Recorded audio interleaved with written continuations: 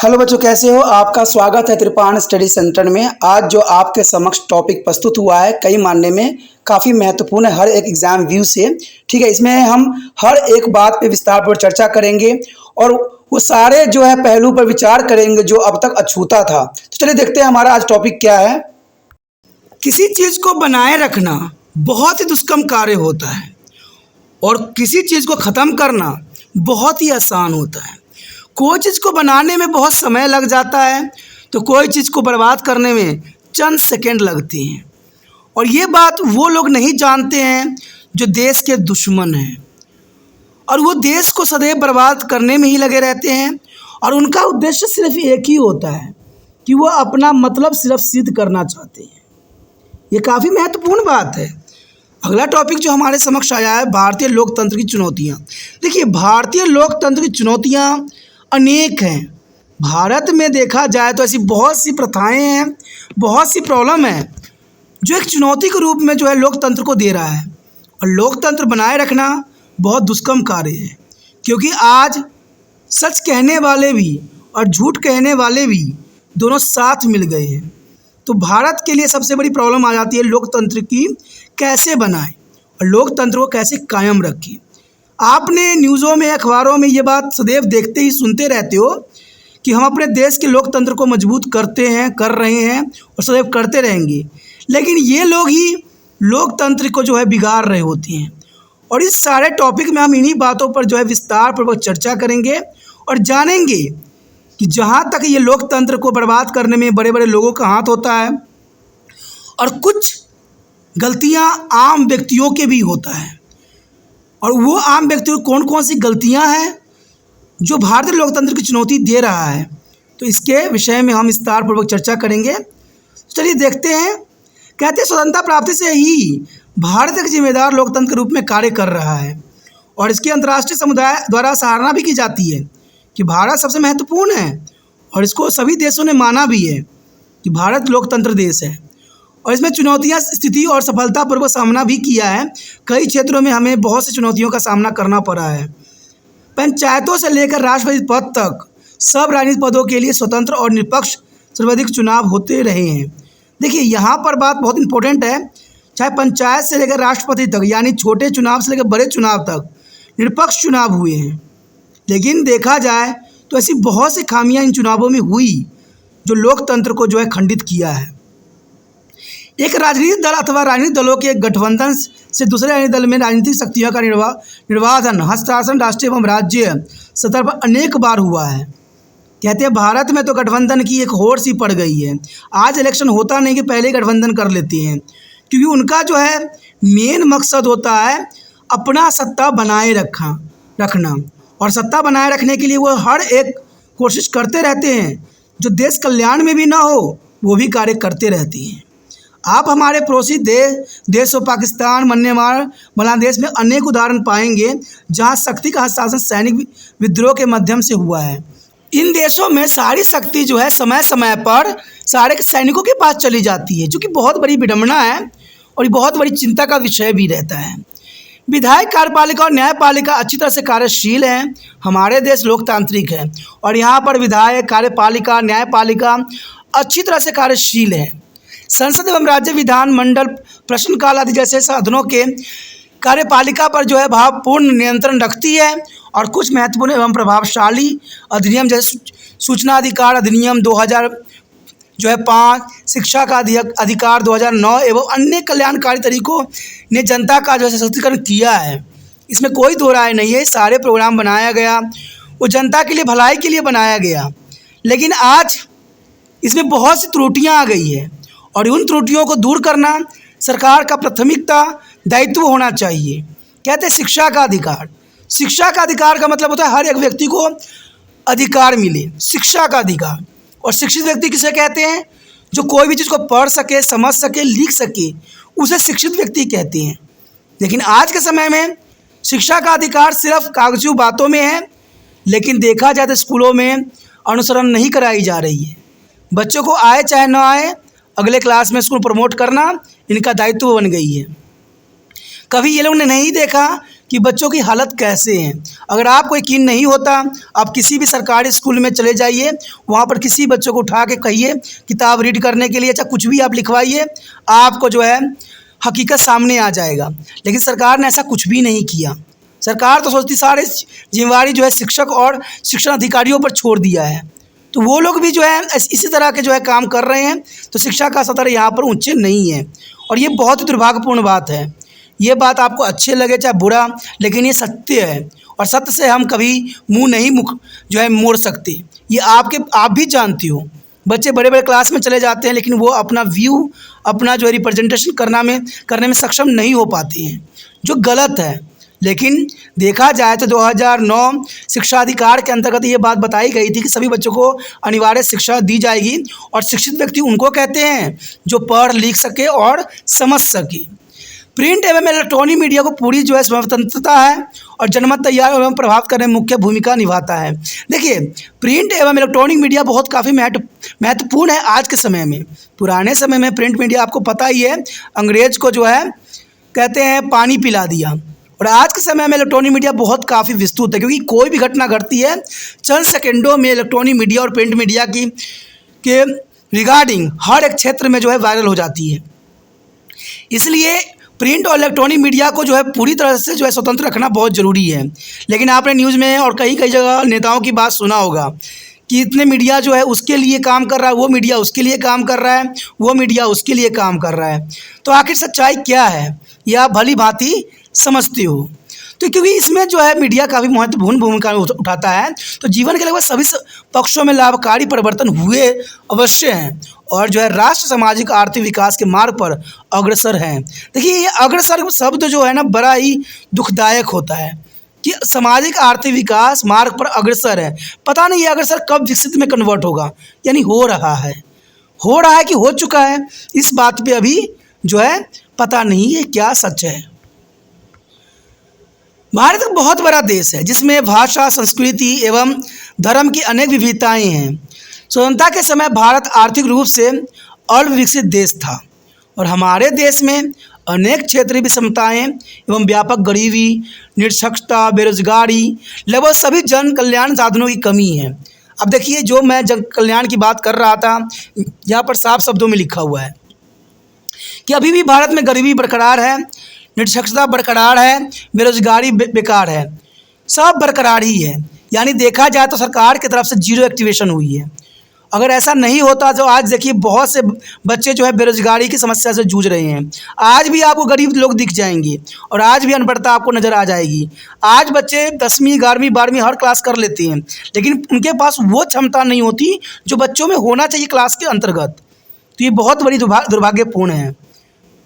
जैसा कि ऊपर कहा गया है कि भारत जो बहुत प्रगति की है, यद्यपि देश समाज के विभिन्न वर्गों की अपेक्षा की पूर्ति के मामलों में अनेक चुनौतियों का मुकाबला कर रहा है।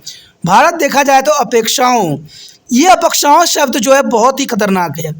अब देखिए, अपेक्षाएं, हम बहुत कुछ अपेक्षाएं रखते हैं, ठीक है, लेकिन इनकी चुनौतियां बहुत होती है। ये चुनौतियां वर्तमान में देश एवं अंतर्राष्ट्रीय स्थिति के साथ साथ लोकतंत्र के निर्बाध कार्यशीलता हेतु आवश्यक स्थिति की कमी के कारण उत्पन्न हुई है और इसके नीचे चर्चा भी हम करेंगे। हर एक बात पे विस्तार पर चर्चा करेंगे। अब बने रहे तिरपान स्टडी सेंटर के साथ। आगे हमारे समक्ष आया है निरक्षरता यानी लिटरेसी रेट, यानी देखिए कौन पढ़ा लिखा व्यक्ति है, इसके बारे में हमें बुनियादी तौर पर जानने को मौका मिलेगा।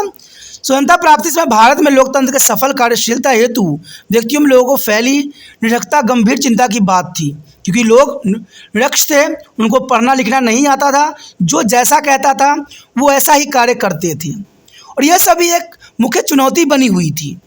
तो क्या आप आज जो है बड़े बड़े नेता लोग आपको भड़कलाते हैं, वो तरह तरह की बातें देते हैं, तरह तरह के लालच देते हैं और आप उनकी बातों का अनुसरण कर जाते हो बिना सोचे बिना समझे। तो क्या आज आप पढ़े लिखे व्यक्ति निरक्षर नहीं हो? ये प्रश्न है, क्योंकि पढ़ा लिखा का मतलब होता है कोई अगर बात बोल रहा है तो उसकी बातों को सोचना, समझना, विचार करना और एनालाइज करना कि भाई क्या इसका हमारे ऊपर इफेक्ट पड़ेगा। तो यही बात मैं कह रहा हूँ, अगर कोई नेता किसी चीज़ को फ्री कर देता है, ठीक है, या आपको कोई पेंशन दे रहा है, तो क्या वो अपने जेब से दे रहा होता है? ऐसा नहीं है ना। तो फिर ये कहाँ से आता है? क्या ये आता है तो क्या वो फ्री में सच में होता है? दोस्तों, कोई चीज़ फ्री में नहीं होता है। जो चीज़ फ्री की जाती है उसका जो है कीमत आपको दूसरे चीज़ों से निकाल ली जाती है। तो ये तो गलत है ना, गलत है, और ये गलत सदैव रहेगा। तो सोचिए, क्या ये आपको बेवकूफ़ नहीं बना रहे हैं? देखा जाए तो दुनिया में कोई किसी को कुछ भी फ्री में नहीं देता। आप एक कपड़ा भी खरीदने जाओगे ना, अगर इसमें लिखा होता है कि इसके साथ ये फ्री है, तो इसका मतलब फ्री नहीं है। सारे का जो है रेट आपको उस पर जोड़ दिया गया है। आपने कभी डिस्काउंट भी सुने होंगे, ठीक है, आपको 50% का डिस्काउंट होता है। तो मान लीजिए कपड़ा का जो वास्तविक कीमत था 500 रुपया था, और आपको वो दे रहा है 1000 रुपया में, लेकिन वहाँ पर लिख दिया 50% डिस्काउंट। तो देखिए, उसका कोई नुकसान हुआ? कुछ नहीं हुआ। उसने क्या कीमत चढ़ाई, क्या आपको उसका कीमत पता था? नहीं ना। तो आप भी बेवकूफ़ बन गए इस चक्कर में। इसलिए जो डिस्काउंट की बात करते हैं ना, कहना भाई डिस्काउंट मुझे नहीं चाहिए, जो इसका वास्तविक रेट है ना उससे मुझे पता है कि भाई तुम्हें भी कमाना है, तो 50-100 एक्स्ट्रा ले लो, लेकिन इतना भी लोगों को बरगलाओ ना ये डिस्काउंट का झांसा दे के। तो फ्री दे के कैसे आप समझा सकते हो लोगों को? 5 साल तक आज भारत में राज्य करने का सबसे महत्वपूर्ण नीति बन गई है फ्री कर दो, और ये सारे पार्टी कर रही है। तो क्या लगता है कि भारत में ऐसा होगा? और मान लीजिए हर क्षेत्र में हर चीज़ फ्री हो गया, तो लोग कद्र किस चीज़ को करेंगे? मान लीजिए अगर आप बिजली फ्री कर रहे हो तो लोग बिजली का कीमत भूल जाएंगे और लाइटों को, बल्बों को जला के छोड़ देंगे। तो कीमत तो आपने नुकसान दे दिया ना। अब देखिए, पानी का कीमत आप लोगों ने फ्री कर दिया। अब देखिए, गंगा, जमुना, सरस्वती, सारे के सारे जितने भी नदियाँ हैं सब प्रदूषित है और पीने लायक है नहीं।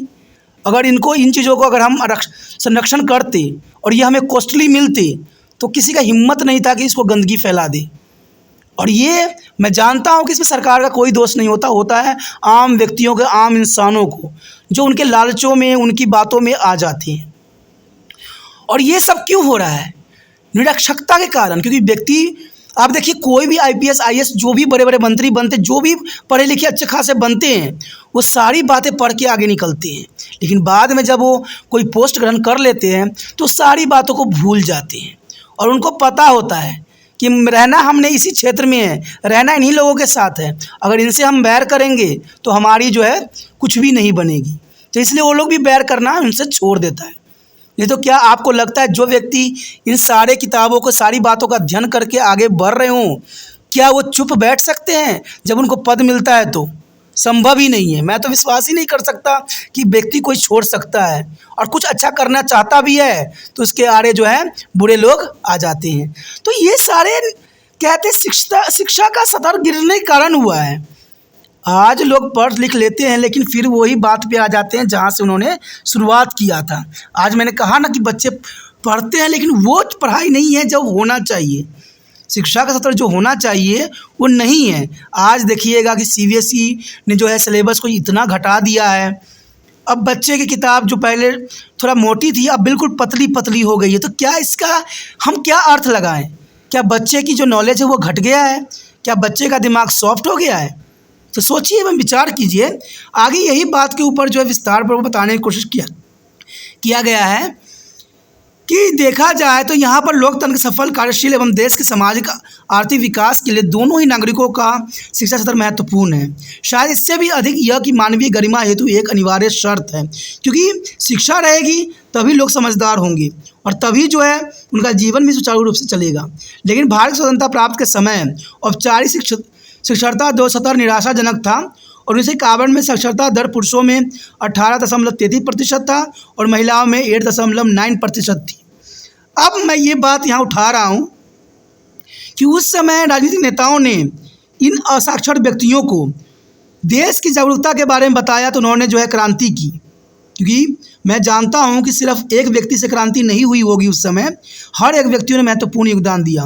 उनको उस समय क्रांति का मतलब समझ था और आज़ादी का मतलब भी समझ था। और आज देखिए, आज 97-98% शिक्षा का स्तर है, फिर भी अपने ही देश को फूंक रहे हैं लोग। सांप्रदायिक दंगा फसाद, तरह तरह की कारनामे हो रहे हैं। तो सोचिए, उस समय के व्यक्ति साक्षर थे कि आज के व्यक्ति साक्षर हैं? साक्षर का मतलब होता है कि अपने चीज़ों को नुकसान नहीं पहुंचाना। कहते हैं गांधी जी अगर यही बात समझते सोचते तो वो भी हिंसा का सहारा लेते, लेकिन उनको पता था कि हिंसा से कुछ भी नहीं होता है। कोई बात अगर प्यार से ही बन जाती है तो कोई क्यों हिंसा का सहारा लेना। तो ये काफ़ी महत्वपूर्ण बात थी। महिलाओं की शिक्षा स्तर देखा जाए तो 8.9% थी, जो कि बहुत चिंता का विषय था। इसलिए आशंका थी कि नागरिक अपनी भूमिका को प्रभावी रूप से अदा नहीं कर पाएंगे। आपको पता ही है ना कि लोगों को बात अलग अलग हो सकता था, जो अपनी भूमिका थी वो नहीं निभाते, और आज पढ़े लिखे लोग भी जो है अपनी भूमिका नहीं निभाते हैं। आपने देखा ही होगा। मुझे तो ऐसा लगता है कि सारे के सारे अनपढ़ जैसे हैं। बड़े बड़े लोग सब जो होते हैं मिडिल क्लास के लोग होते हैं, कूड़ा करकट को इससे ही लेते हैं, उधर फेंक देते हैं, कोई उधर फेंक रहे होते हैं, कोई वहाँ पर थूक रहे होते हैं, कोई वहाँ पर शौचालय कर रहे होते हैं। अब देखिए, ये पढ़े लिखे लोग हैं। आप ही सोचिए कि कूड़ा यहाँ वहाँ फेंकना, कहीं भी बाथरूम करना, कहीं भी थूकना, क्या ये पढ़े लिखे का निशानी हो सकता है? सोचिए एवं विचार कीजिए और मुझे कमेंट कीजिए कि ये पढ़े लिखे हैं कि अनपढ़ हैं। कहते हैं आगे देखा जाए तो मताधिकार जो अर्थपूर्ण ढंग से प्रयोग नहीं कर पाएंगे जो जन शक्ति की अभिव्यक्त होगा। अब देखिए, उस समय के जो जिन्होंने संविधान बनाया उनको बहुत बड़ी चिंता थी कि अगर ये व्यक्ति सब अनपढ़ रहेंगे तो अर्थपूर्ण ढंग से प्रयोग अपनी जो है मताधिकार का नहीं करेंगे। लेकिन आज भी तो वही हो रहा है, जैसे अनपढ़ता की तरह। कोई आपको लालच देता है, आप उसी के बहकावों में आ जाती हो, वो तो जीत जाता है, लेकिन जो वो कहता है वो कुछ भी नहीं होता है। तो ये बहुत बड़ी विडंबना है ना, बड़ी वो सोचने वाली बात है कि भाई हम तो लालच देंगे और अपनी सरकार बनाएंगे, चाहे जनता जाए कहीं भी, जनता तो रोती रहेगी। अगले इलेक्शन पे फिर हम उनको लालच देंगे और फिर उनको फंसाएंगे। तो आप लोग समझदार बनिए। पढ़ाई लिखाई का मतलब होता है सच्चा एक व्यक्ति बनना, देश का एक नागरिक बनना।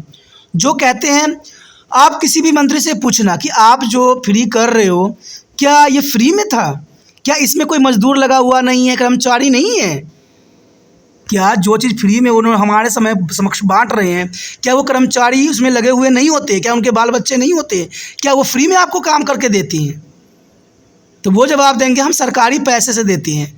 तो आप पूछिएगा सरकारी पैसा आता कहाँ से है?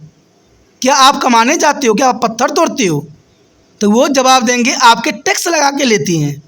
तो टैक्स लगता है तो किससे मिलता है? हम जनता से ना। तो आप ये काम ज़रूर कर सकते हो, थोड़ा सा कम कर दो।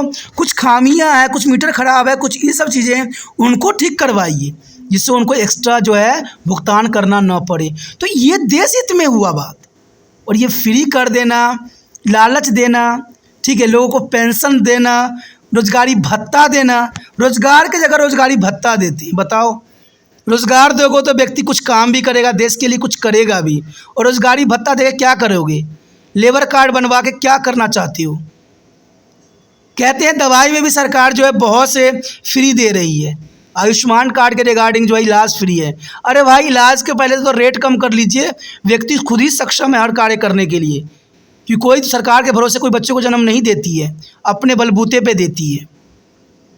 अगर आप किसी भी मार्केट में चले जाइए, कोई भी, अगर आप केमिस्ट से बिलोंग करते हो तो आपको पता होगा कि दवाई के रेट इतना कम होता है ना कि कोई भी आम व्यक्ति ले सकता है, लेकिन जैसे केमिस्ट तक दुकान तक पहुंचता है उसका रेट सर चढ़ के बोलता है। तो आखिर ऐसा क्यों हुआ? सरकार क्यों नहीं कंट्रोल कर रही है इन चीज़ों पे? जो रेट इतना होता है, जो 2 रुपये का चीज़ मिलता है वो 200 का मिलता है। आखिर क्यों? ऐसा किस लिए? सोचने वाली बात है। डॉक्टर को रखा जाता है सरकारी हॉस्पिटल में इलाज करने के लिए, लेकिन वो मैक्सिमम टाइम अपने क्लिनिक में मिलती हैं। ऐसा क्यों? एक्शन क्यों नहीं होता है? तो कैसे कहोगे आप कि भारत शिक्षा के स्तर पे आगे बढ़ चुका है? मुझे तो लगता है अभी भी हम 50 साल पीछे ही हैं। जैसा कि आप जानते हैं कि इस वर्षों में लोगों ने इस आशंका को गलत सिद्ध किया है। इतनी बड़ी संख्या में निरक्षर होने के बावजूद उन्होंने अपनी मताधिकार का प्रयोग प्रवक्ता को प्रदर्शित किया है, जिसके फलस्वरूप स्वतंत्रता के बाद एक नहीं अनेक बार सत्ता का शांतिपूर्ण हस्ताक्षर हुआ है। तो देखिए, पहले समय में कितना महत्वपूर्ण था कि शांतिपूर्ण एक्शन होता था। लेकिन 1970 के दशक में आरंभिक वर्षों में भारतीय राष्ट्रीय कांग्रेस श्रीमती इंदिरा गांधी के नेतृत्व में काफ़ी लोकप्रिय थी। ये आपको भी पता है, काफ़ी लोकप्रिय हो गई थी।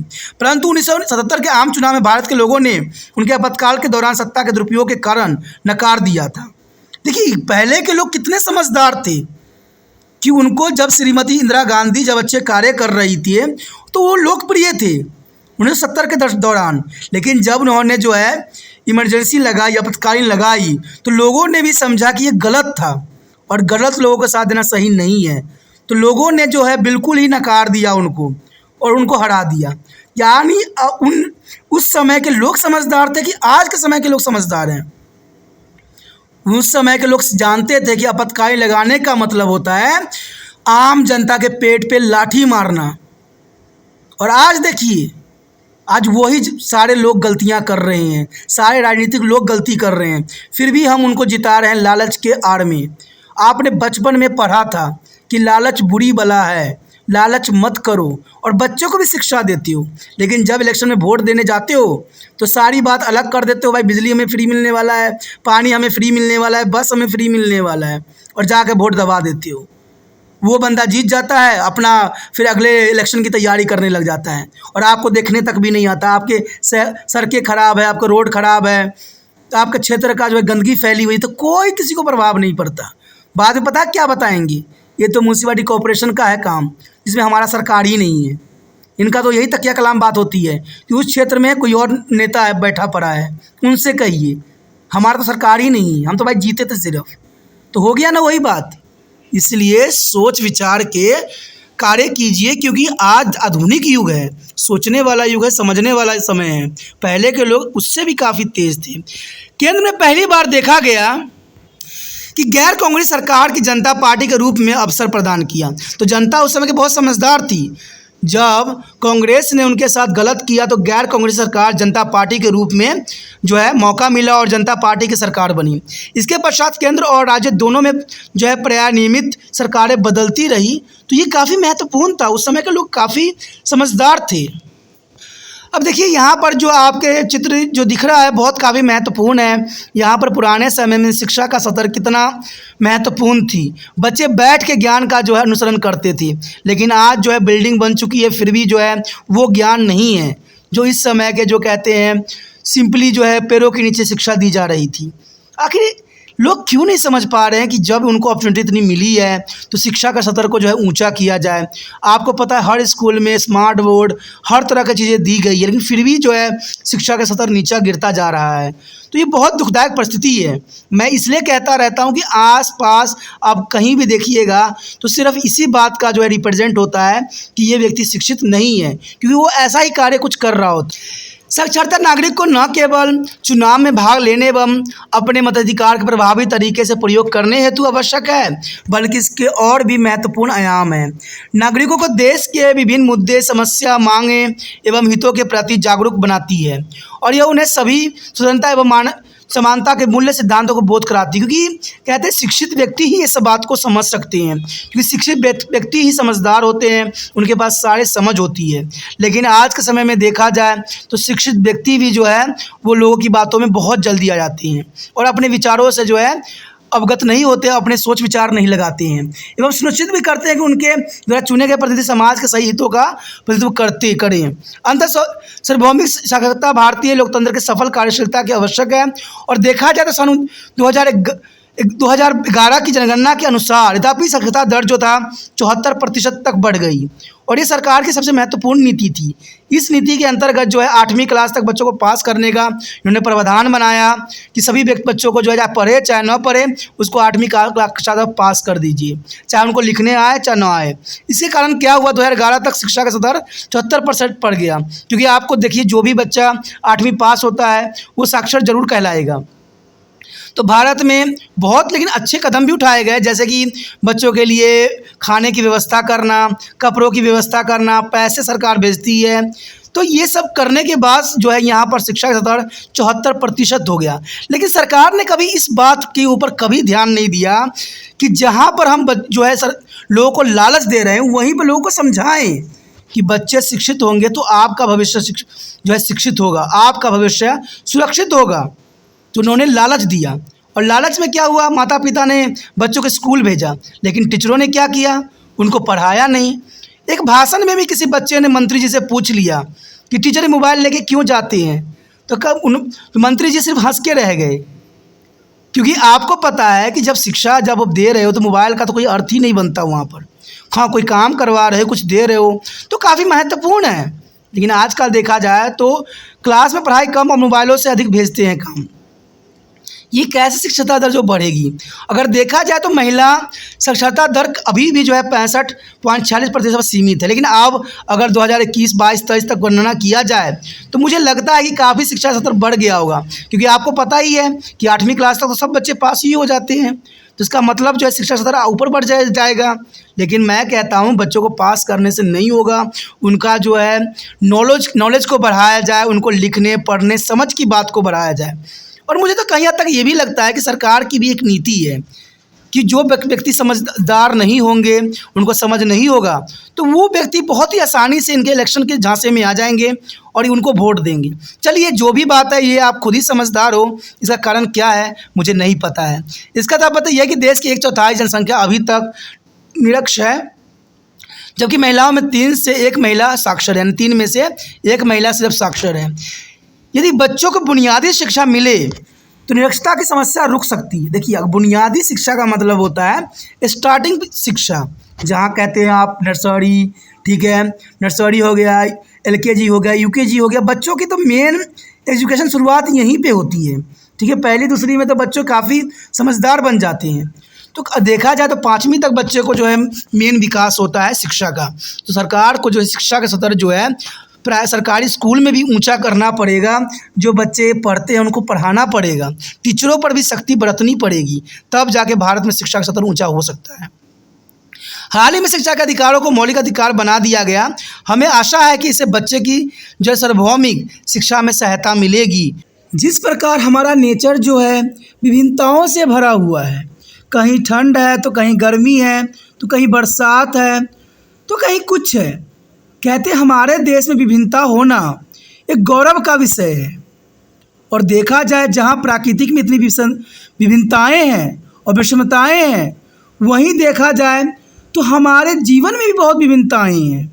कहते हैं भारत में कई धर्म के लोग निवास करते हैं, और कई बार मैंने बात आपके समक्ष रखी है कि हम बेशक अलग अलग फूल हैं, लेकिन है एक माला का, जब हम लोग मिल जाते हैं तो एक माला बन जाती है। कहते हैं भारत में कई धर्म के लोग रहते हैं, कई धर्म के विचार हैं, कई धर्म की भाषा है, कई तरह के लोग बोली बोलते हैं, लेकिन फिर भी हमारे अंदर जो है एक दूसरे के प्रति हमेशा संवेदनशीलता रही है, हमेशा एक दूसरे के प्रति हम अच्छे भावना रहा है। लेकिन कहते हैं इसका फ़ायदा जो है गलत लोग आज उठा रहे हैं, जो देश की भलाई नहीं चाहते हैं। इसी कारण से बहुत से हमारे जो है देश में बुराइयां फैल चुकी है इन्हीं कारणों से, और ये फैलाने वाला कोई बड़े लोग होते हैं जो अपना मकसद निकाल रहे होते हैं, और आम व्यक्ति उनके मकसदों को नहीं समझ पाते हैं और उनके कूटनीतियों को जो है अनुसरण कर लेते हैं। इसे भारत जो है कई बार जला है, कई बार टुकड़े हुए हैं, तो ये सही नहीं है। हमारे देश के लिए सबसे बड़ा दर्द का विषय तब बना था जब 1947 में भारत के 2 पार्ट किए गए थे, और यहाँ पर आम व्यक्तियों की ये विचारधारा नहीं थी, नहीं सोच थी। कहते हैं एक व्यक्ति के विचारधाराओं के कारण कहते पूरा समाज जो था तहस नहस हो गया था। और इसी बात पे आज हम जो विचार करने जा रहे हैं, जातिवाद, सांप्रदायिकता एवं धार्मिक कट्टरवाद, ये शब्द ऐसे हैं जो देशों को जो है जला के रख देता है। जब तक हमारे जीवन से जातिवाद की भावना न निकलेगा, सांप्रदायिकता की भावना नहीं निकलेगा, धार्मिक कट्टरतावाद का जो है विचार नहीं निकलेगा, हम कभी भी खुश नहीं रह सकते, और न ही हमारे देश का जो है तरक्की हो सकता है। कहते हैं हम पूरे विश्व के लिए एक उदाहरण हैं कि हमारे देश में इतने सारे धर्म के लोग रहते हैं, और हमारे जो भाईचारों को जो लोग खंडित कर रहे हैं, वो सही मानने में भारत के सबसे बड़े दुश्मन हैं। और सरकार को ऐसे लोगों को सदैव ही जो है देश की भावना को ठेस पहुंचाने के लिए, सजा देने के लिए अग्रसर रहना चाहिए। लेकिन जब सरकार ही ऐसे नीतियों का अनुसरण करने लग जाए तो उसको कौन सजा देगा? आज देखा जाए तो तो जितने भी सांप्रदायिक दंगे होते हैं, जातिवाद के जो भावनाएं उत्पन्न की जाती है, कट्टरवाद की जो बातें की जाती है, ये सब बड़े लोग कर रहे हैं और आम गरीबों को इसी आग में झुलसा रहे हैं और देश की संपत्ति को नष्ट कर रहे हैं। तो ये शब्द कहते हैं है बहुत ही खतरनाक और किसी भी देश के लिए, और इन्हीं बात पे हम चर्चा करेंगे, सोचेंगे हर एक पहलू पे। भारतीय लोकतंत्र जातिवाद, सांप्रदायिकता एवं धार्मिक कट्टरवाद जैसी गंभीर चुनौतियों का सामना कर रहा है और इसे लोकतंत्र प्रणाली कार्यशीलता एक स्थिरता को काफ़ी हद तक कमज़ोर किया है और देखा जाए तो देश की एकता को भी काफ़ी खंडित किया है। और सबसे पहला टॉपिक जो हमारे समक्ष आया है जातिवाद। चलिए इस पे देखें और समझें कि आखिर जातिवाद का अर्थ क्या होता है। क्या जाति होना कट्टरतापन की निशानी है? चलिए देखते हैं जातिवाद में किस बातों की तरफ इशारा की गई है। जातिवाद देखा जाए तो जाति व्यवस्था का जो है अमुदय जो है शायद प्राचीन समाज में श्रम विभाजन के संदर्भ में हुआ था, जो धीरे धीरे जन्म पर आधारित कठोर समूह वर्गीकरण में परिवर्तन हो गया। क्या आपने समाज एवं अपने व्यक्तिगत जीवन में कभी जातिवाद की भूमिका का अनुभव किया है? आप इस बात से सहमत हो गए कि जातिवाद का सबसे घृण्य और अमानवीय पहलू छुआछूत है। जातिवाद का देखा जाए तो सबसे जो है घृणित और अमानवीयता छुआछूत की भावना थी, जो कहीं हद तक आधुनिक युग में ये जो है समाप्त हुई है, जो बहुत ही खुशी की बात है। जीए पर सार्वजनिक प्रतिबंधित होने के बावजूद यह समाज में अब भी प्रचलित है। कहते हैं छुआछूत की भावना पर सरकार के द्वारा प्रतिबंधित किया गया है, लेकिन अभी भी ग्रामीण क्षेत्र और कई शहरी क्षेत्र में इसको जो है आम देखने को मिलता है, जो जातिवाद को रिप्रेजेंट करता है। इसे यथाकृत निचली जाति और दलितों के अलगाव पैदा हुआ है, जिन्हें हम शिक्षा एवं अन्य सामाजिक लाभों से वंचित रखा गया है। कहते पुराने समय में देखा जाए तो निचली जाति और दलितों के अलगाव पैदा हुआ है, जिन्हें शिक्षा एवं अन्य सामाजिक लाभों से वंचित रखा गया था, और देखा जाए तो आज भी ये विद्यमान है। दोस्तों, कहते हैं जाति व्यवस्था और निचली जाति उस समय की भेदभाव थी जहाँ पर छुआछूत के भेदभाव था, लेकिन आज यहाँ पर अमीरी गरीबी की बात ले लिया है। कहते हैं समाज में हर चीज़ कोई ना कोई रूप में विद्यमान रहती है। पहले छुआछूत के भेदभाव था, लेकिन आज गरीबी और कहते हैं अमीरी की भेदभाव आ गया है। अब देखिए उस समय जो था निचली जाति और दलितों को जो है शिक्षा एवं अन्य सामाजिक लाभों से वंचित रखा जाता था। आज गरीबों को शिक्षा से दूर रखने की कोशिश किया जा रहा है, क्योंकि आज शिक्षा इतनी महंगी और कहते हैं काफ़ी महत्वपूर्ण बन गई है कि आज सिर्फ बड़े लोग ही अपने बच्चों को जो है अच्छा शिक्षा दे सकते हैं। अब ये सोचिएगा कि सरकारी स्कूल तो बहुत से खुले हुए हैं, कभी आपने सरकारी स्कूल की दशा नहीं देखी है। कहते हैं जो देखता है उसी को एहसास होता है। कहते हैं अगर आप बड़े बड़े राजाओं की एक बात देखिएगा कि अगर उन्होंने जनता के बारे में जानना चाहा तो छल भेष धारण करके जनता के बीच गए और जनता के बीच में जनता की समस्याओं को सुना। लेकिन आजकल का ऐसा नहीं है। आजकल मंत्री लोग जरूर जाते हैं सभी संस्थाओं में, लेकिन जाने से पहले अलर्ट बजा देते हैं और वहाँ पर पहले ही रंगाई पुताई, कुछ बच्चों को अच्छे अच्छे कपड़े पहना के सजा धजा के जो इंटेलिजेंट है उनको पेश कर देते हैं। तो इनको लगता है कि शायद सभी एक जैसे ही होंगे, लेकिन मुझे ये बात का एहसास है कि बड़े बड़े लोगों को ये बात पता है कि ऐसी स्थिति नहीं है, सिर्फ उनको दिखाने के लिए ऐसा किया गया है। लेकिन फिर भी वो लोग तारीफ़ करके आ जाते हैं कि बहुत है। कई स्कूल में तो सरकारी में शिक्षक ही नहीं होते हैं और बच्चों को ये कह के भेज दिया जाता है कि जाइए आप ट्यूशन से पढ़िए, आपको हम हाजिरी यहाँ लगा देंगे। तो इसका क्या अर्थ है? कहते हैं शिक्षा का स्तर आज ऊंचे रह गया है। अगर आप इस बात पे बिल्कुल सहमत ही होगे कि कभी भी मिनिस्टर के बच्चे जो होते हैं कभी भी सरकारी स्कूल में वो नहीं शिक्षा ग्रहण करते हैं, उनके लिए प्राइवेट स्कूल ही सर्वथा उचित होता है, क्योंकि उनको पता है कि सरकारी स्कूल तो गरीबों के जो है बेवकूफ़ बनाने के लिए खोला जाता है और इसमें शिक्षक भी होते हैं। तो शिक्षक सिर्फ तनख्वाह के जो है वेट करते रहते हैं, बच्चों कहाँ करते हैं एजुकेट।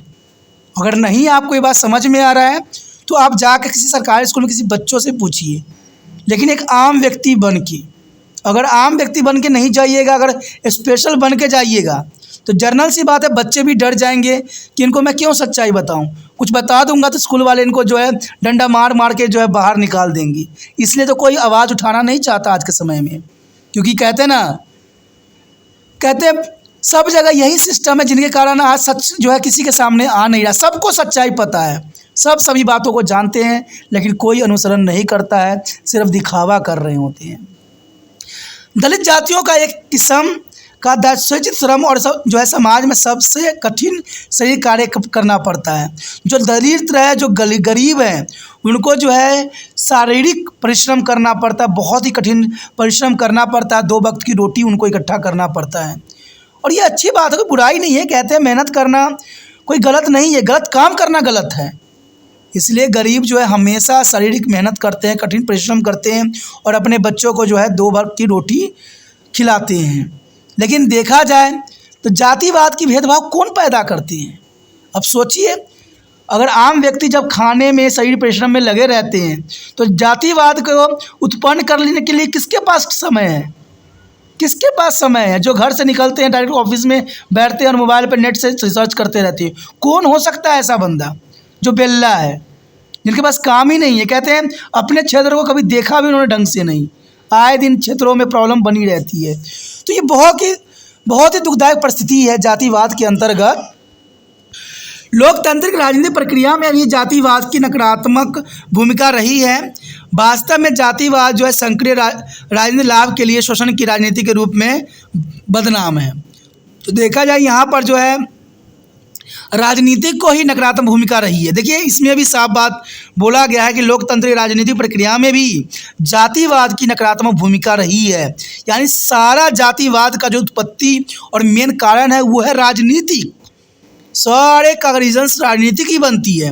वास्तव में जातिवाद सक्रिय राजनीतिक लाभ के लिए शोषण की राजनीति के रूप में काफ़ी बदनाम है और सदैव बदनाम ही रहेगा, क्योंकि मुझे नहीं लगा ऐसा कोई नेता हो जो इन बातों से अलग अपना विचारधारा रखता हो। सबका विचारधारा सिर्फ एक ही होता है कि लोगों में जातिवाद की भेदभाव पैदा करना और इलेक्शन में जो है अपनी तरफ से जो है वोटर को उलझाना। तो यही सबसे बड़ी बात है। कहते हैं राजनीति की सबसे बड़ा जो है बदनाम यहाँ पर कर दिया गया है। जातिवाद लोकतंत्र के मूल्य तत्व का विरोध ही है, क्योंकि जातिवाद रहेगा तो लोकतंत्र कभी भारत में विकसित होना संभव नहीं है। समानता, अभिव्यक्ति एवं संघ बनाने की स्वतंत्रता, चुनावी प्रक्रिया में भाग लेने और स्वतंत्र मीडिया और प्रेस जैसे जो है मौलिक अधिकार तथा वैधानिक मार्चों को तक जो है जातीय पहचान बनाने के लिए दुरुपयोग किया जाता है। अब देखिए, पहले भी मैंने इसको गलत किया था कि मीडिया और प्रेस जो है आज स्वतंत्र नहीं है, और यह मैं साफ शब्दों में कह सकता हूँ कि मीडिया और प्रेस आज के समय में स्वतंत्र नहीं है।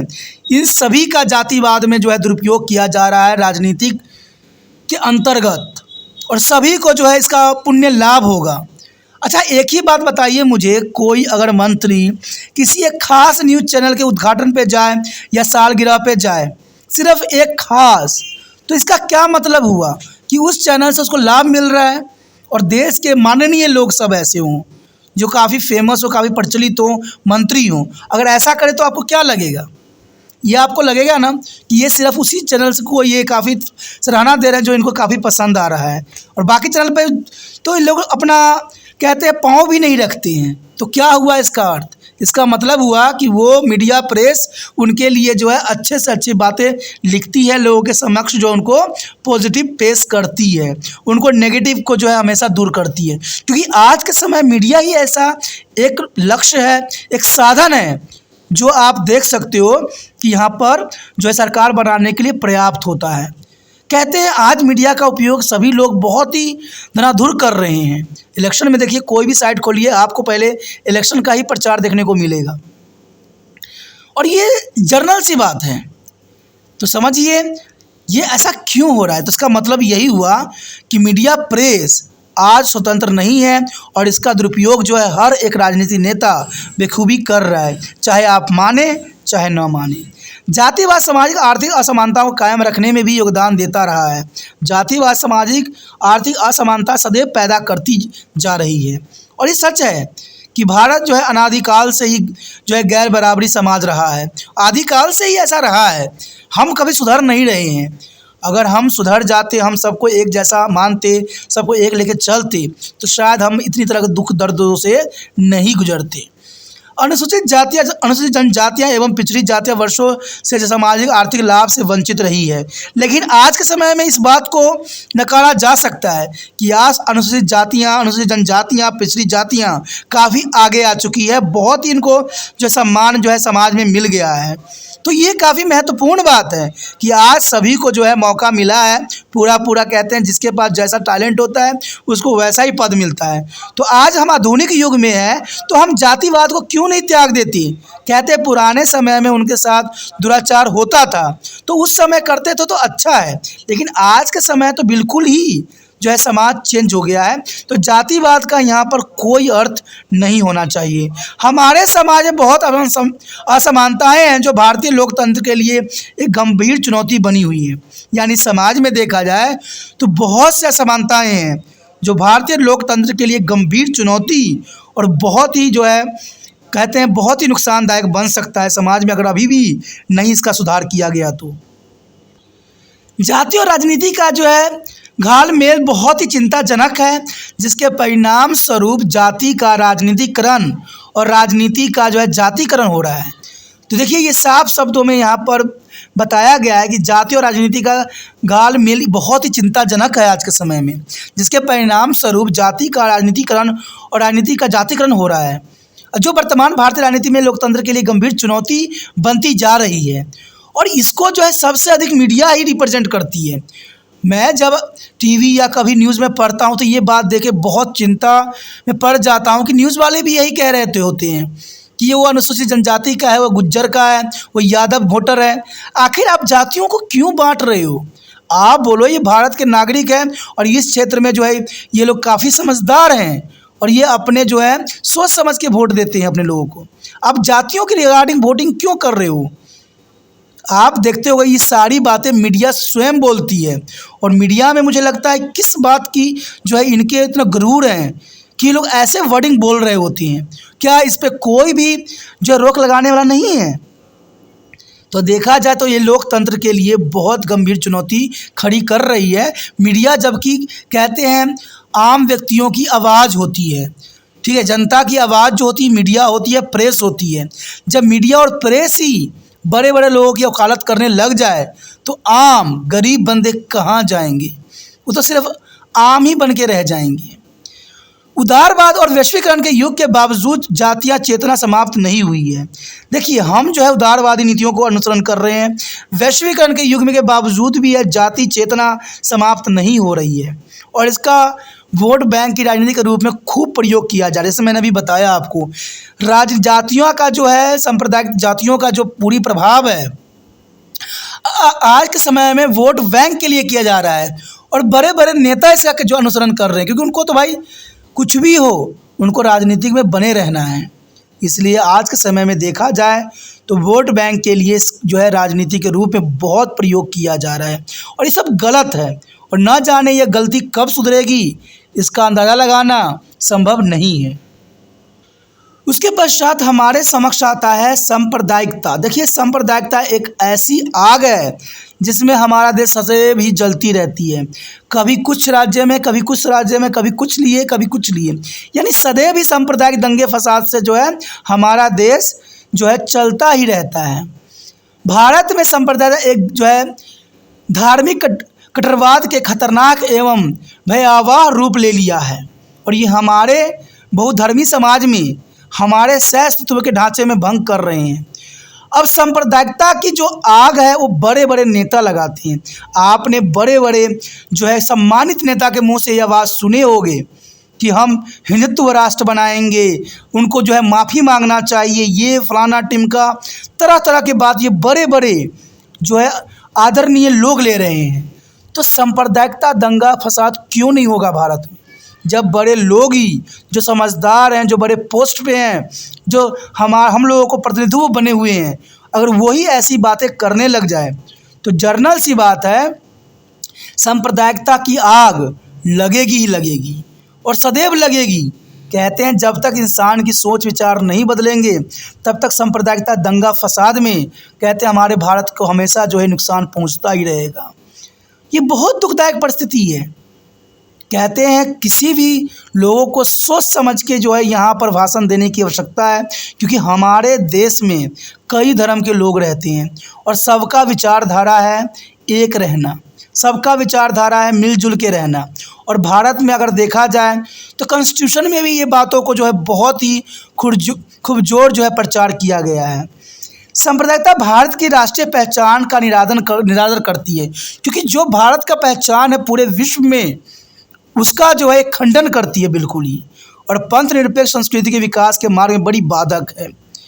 यह हमारे लोकतंत्र राजनीतिक अस्तित्व के लिए खतरा है और हमारे मानवीय और मिश्र संस्कृति की भी परंपराओं को जो है बर्बाद कर रही है।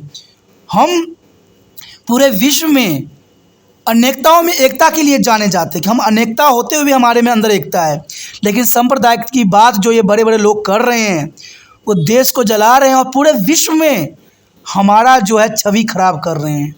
कहते हैं जब भारत की छवि आप खराब करोगे तो भारत विकास कब करेगा। कहते हैं बहुत से ऐसी बातें होती है और आपने राजनीति में देखा होगा कि कितने लोग जो हैं भारत की बातों को वहाँ विदेशों में जो है गलत रिप्रेजेंट कर रहे होते हैं, और ये साबित हो जाने के बाद भी उनको जो है सम्मान दिया जाता है भारत में। आखिर ऐसा क्यों? जो भारत के लिए गलत कहे, गलत बोले, आखिर भारत के देश में उनका सम्मान क्यों? क्या उन्होंने भारत की जो है अच्छाई बताई है वहाँ पर? कहते हैं कुछ भी हो जाए घर की बात कभी दूसरे को नहीं बताना चाहिए, नहीं तो वो जो है काफ़ी खतरनाक हो सकता है। सांप्रदायिकता धर्म एवं रूढ़वादिता का पर्याप्त मानने की गलती की जाती है और ये रूढ़वादियों के कारण हो रहा है। अपने धर्म के प्रति निष्ठा एवं धार्मिक समुदाय के लगाव सांप्रदायिकता नहीं है। देखिए, आप अपने धर्म के लिए निष्ठावान हो, धार्मिक समुदाय में रहते हो, आप अपने धर्म को सर्वश्रेष्ठ कहते हो, कोई प्रॉब्लम नहीं है, लेकिन आपका ये भी अधिकार नहीं है कि आप दूसरे को धर्म को गलत कहो। कहते हैं आप जिस धर्म को मान रहे हो अच्छी बात है, अपने धर्म का अनुसरण करो। और कभी भी मैंने एक बात देखा है, किसी भी धर्म में कोई शब्द को गलत नहीं कहा गया है, सब में जो है सत्य को ही महत्वपूर्ण बताया गया है। कोई धर्म गलत काम करने के लिए नहीं कहता है। इसलिए मैं सदैव कहता हूं कि अपने धर्म का अनुसरण कीजिए, क्योंकि किसी का भी धर्म गलत हमें रास्ता पर नहीं लेके चलती है। मैंने हर धर्म की किताबें पढ़ी है, हर धर्म के बारे में जाना है, और सब में जो है सत्य और असत्य में जो है अंतर बताई गई है, क्या सत्य और क्या असत्य है। फिर भी इंसान न जाने ये संप्रदाय के दंगे फसादों में क्यों देश को जला देते हैं। और मैं सदैव यही बात कहता हूँ कि आम व्यक्तियों के पास अपने बच्चों को रोटी जुटाने के समय नहीं होता है तो वो दंगे फसाद में कहाँ जाएंगे। दंगे फसाद में आपने अक्सर देखा होगा कि नौजवान जाते हैं जो बेल्ले होते हैं। और आपको बताऊं तो सरकार का भी नीति होती है देश में, मैंने पहले ही कह दिया है कि एक पद पे 5-5 कहते एक पद पे जो है 5-5 व्यक्तियों को किया जाता है, निकाला जाता है फॉर्म। लेकिन देखा जाए सरकारी विभाग में एक व्यक्ति जो होता है 5-5 पद अपने अंदर ग्रहण कर रखा हुआ होता है। अब मान लीजिए यही 5 पद में से 4 पद अगर वो बेरोजगार व्यक्तियों को चला जाता तो वो सांप्रदायिक दंगा फसाद में कभी भी नज़र नहीं आता। तो सरकार को इससे फ़ायदा होती है। अगर किसी राज्य के सरकार को अगर आपको गिराना है तो उस क्षेत्र के सरकार को आप बदनाम कर दीजिए, ऑटोमेटिक उस क्षेत्र का सरकार गिर जाएगा। और कई क्षेत्र में तो ये भी होता है, राजनीतिक नेता ये क्या करते हैं कि उस क्षेत्र में दंगा फसाद करके वहाँ पर अशांति भंग करते हैं और वहाँ पर जो है राष्ट्रपति शासन लागू करने के लिए विवश करते हैं। इससे ये होता है कि वहाँ के सरकार जो है भंग हो जाती है और फिर दोबारा इलेक्शन होने का प्रावधान हो जाता है। तो ये सरकार गिराने की एक राजनीतिक चाल है और इसके लिए उन्होंने सांप्रदायिकता के जो कहते हैं एक महत्वपूर्ण उनका हथियार है, आज राजनीतिक लोग इसी का ही अनुसरण कर रहे हैं। और कहते हैं, मैं तो हर एक आम व्यक्तियों को कहता हूं कि अगर आपको अपने दिमागों से सोचो, विचारो कि आप जिस चीज़ को आग लगा रहे हो कभी उसका उपयोग कर रहे थे, आप जिस व्यक्ति को आप मार रहे थे वो व्यक्ति आपके लिए कभी कुछ कार्य कर रहा होगा, तो क्यों ऐसा दंगा फसाद। अपनों को ही मारना कहाँ तक उचित होता है। क्योंकि जिस व्यक्ति को आप मार रहे हो वो भी किसी का भाई हो सकता है, किसी का बेटा हो सकता है, किसी का पति हो सकता है, किसी का पिता हो सकता है, कुछ भी हो सकता है। आप इतने जान कैसे ले सकती हो। दोस्तों, अगर आप बेरोजगारी की समस्या से जूझ रहे हो, आप कोई अपना काम धंधा करो। देखिए दोस्तों, कोई भी काम करने में कभी बुराई नहीं है, क्योंकि कहते हैं 2 वक्त की रोटी जुटाना पाप नहीं है। गलत काम तो तब होता है जब आप गलत चीज़ों में संलग्न हो जाती हो, देश को बर्बाद करने के चक्कर में दूसरे लोगों के विचारधाराओं में आ जाती हो। आप समझदार स्वयं हो। आप अपने विचारों से, अपने सोचों से एनालाइज करो कि व्यक्ति जो दूसरा है वो सही कह रहा है कि गलत कह रहा है। अब देखिए, यहाँ पर सांप्रदायिक के अंतर्गत 3 तस्वीर आपके समक्ष प्रस्तुत हुआ है। Vishnu is a great, God is great, Allah is great. कहते हैं हर धर्म के जो हैं पूजनीय सदैव ही ग्रेट होते हैं। जब सभी ग्रेट हैं तो हम क्यों नहीं ग्रेट हैं? हम भी तो ग्रेट हैं। हम मानव हैं और हम मानवता की निशानी, कहते हैं मानव वही है जो मानव के लिए मरे। और सभी धर्मों में यही बात किया गया है। कहते हैं सभी धर्म में यही बात को वकालत किया गया है कि मानव सेवा ही जग सेवा है। आप एक दूसरे को कभी नुकसान ना पहुंचाइए, एक दूसरे को सहायता कीजिए, यही जीवन का सच्चाई है। क्योंकि सभी धर्मों में सभी जो हैं सर्वश्रेष्ठ होते हैं। क्योंकि आप उसको मान रहे होते हो तो वो आपके लिए सर्वश्रेष्ठ है। लेकिन ये तो अधिकार नहीं है कि आप दूसरे को गलत कहो, दूसरे के लिए गलत विचारधारा प्रस्तुत करो। सही नहीं है। इसलिए सदैव याद रखना दोस्तों, सभी ग्रेट हैं, सभी महान हैं, सबको लेके हमें चलना है, भाईचारे की भावना दिखाना है। यद्यपि रूढ़वादिता समाजी पिछड़ेपन को दर्शाती है, क्योंकि जो रूढ़तावाद हमारे समाज में फैली हुई है, जो संप्रदाय की भावना लोगों के मन में घर कर चुका है, वो समाजी पिछड़ेपन को दर्शाता है। आज आप बेशक ये कहो कि भारत में साक्षरता दर जो है 80 के पास है, लेकिन जो इनके अंदर रूढ़वादियाँ हैं और जो संप्रदाय दंगा के फसाद करवाने की जो सोच विचार है, इसका मतलब है कि ये सामाजिक तौर से पिछड़े हुए हैं। इनके अंदर कोई समझ नहीं है, क्योंकि कोई भी समझदार व्यक्ति ऐसे कार्य को कभी अंजाम नहीं देगा, क्योंकि उनको पता है कि ये सब चीज़ें गलत है। कहते हैं दर्शाती है, तो ये भी इसे सांप्रदायिकता नहीं माना जा सकता है। दोस्तों, जो है सांप्रदायिकता किसी धार्मिक समुदाय कट्टरपंथी आधार पर जुड़े रहने की राजनीतिक विचारधारा है। समाज में देखिए, इसमें साफ शब्दों में कहा गया कि धार्मिक समुदाय कट्टरपंथी आधार जुड़े रहने की जो है राजनीतिक विचारधारा होती है। कोई व्यक्ति जो है धार्मिक तौर से जुड़ा होता है और कट्टरपंथी दर्शाता है। लेकिन मेरा एक विचार है कि आप अगर बड़े पोस्ट पे हो, अगर आप पूरे देश को रिप्रेजेंट कर रहे हो, तो इसका मतलब है कि आप किसी धर्म से नहीं हो। आपका धर्म सिर्फ नागरिक है और नागरिक का जो है अच्छा व्यवहार है और उसके जो है अच्छे विचारों को जो है दुनिया के सामने प्रस्तुत करना है। अगर आप किसी एक धर्म की वकालत कर रहे हो तो इसका मतलब आपको देश का प्रतिनिधित्व होने का कोई अधिकार नहीं है, क्योंकि कट्टरपंथी होना सही नहीं है। क्योंकि ये देश कई धर्मों का है।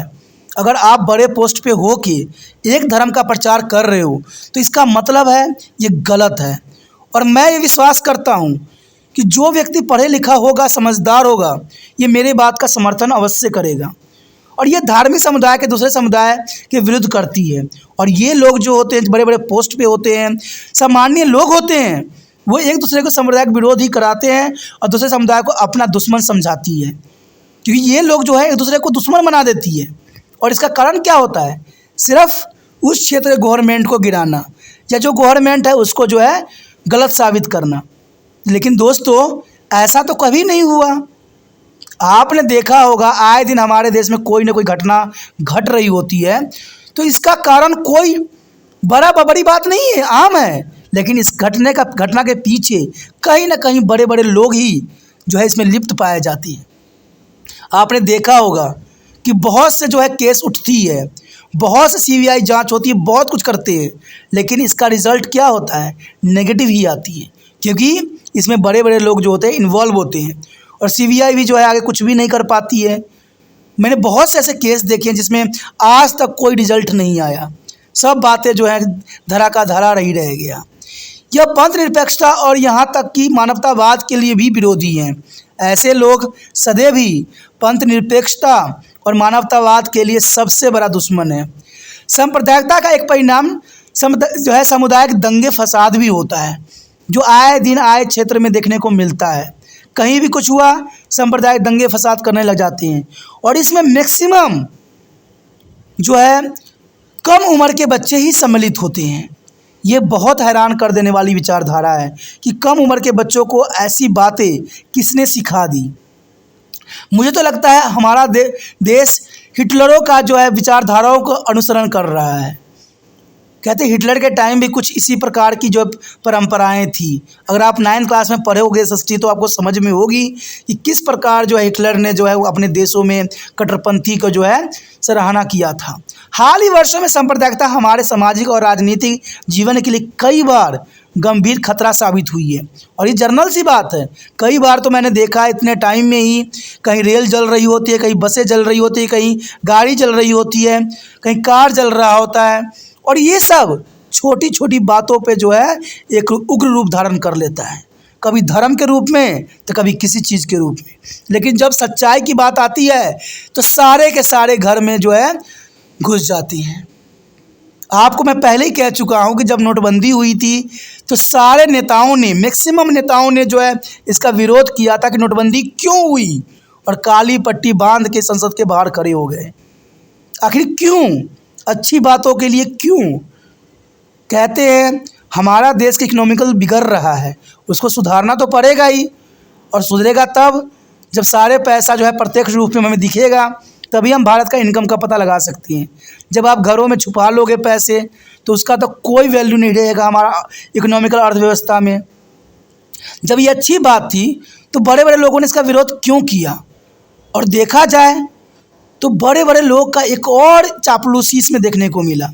जो बड़े बड़े लोग थे, बड़े बड़े सम्मानित लोग थे, उन्होंने पहले ही अपने एम्प्लॉयज़ को जो है एक कार गिफ्ट कर दिया, एक घर गिफ्ट कर दिया, जो आज तक कभी किया नहीं। नोटबंदी से कुछ समय पहले ही किया। किसी ने नया कंपनी खोल ली, लोगों को सब कुछ फ्री कर दिया। आखिर ऐसा क्यों? इससे ये पता लगता है कि इनको जो है हर बात का पहले ही पता चल जाता है। अब ये लोग इतने करप्शन में डूबे हुए थे, इनका करप्शन धन कहीं ना कहीं तो यूज़ होना चाहिए ना। तो इन्होंने जो है बहुत ही अच्छा काम किया, और इनको बताने वाले भी लोग महान थे जिन्होंने इनको रिप्रेजेंट किया कि भाई हम नोटबंदी करने जा रहे हैं। अब मुझे नहीं पता कि नोटबंदी के बारे में किन किन को पता था, और इसके बारे में आपसे अच्छा कोई जानता नहीं होगा। ठीक है, क्या आप हाल के वर्षों में हुए कुछ सांप्रदायिक घटनाओं की याद कर सकते हैं?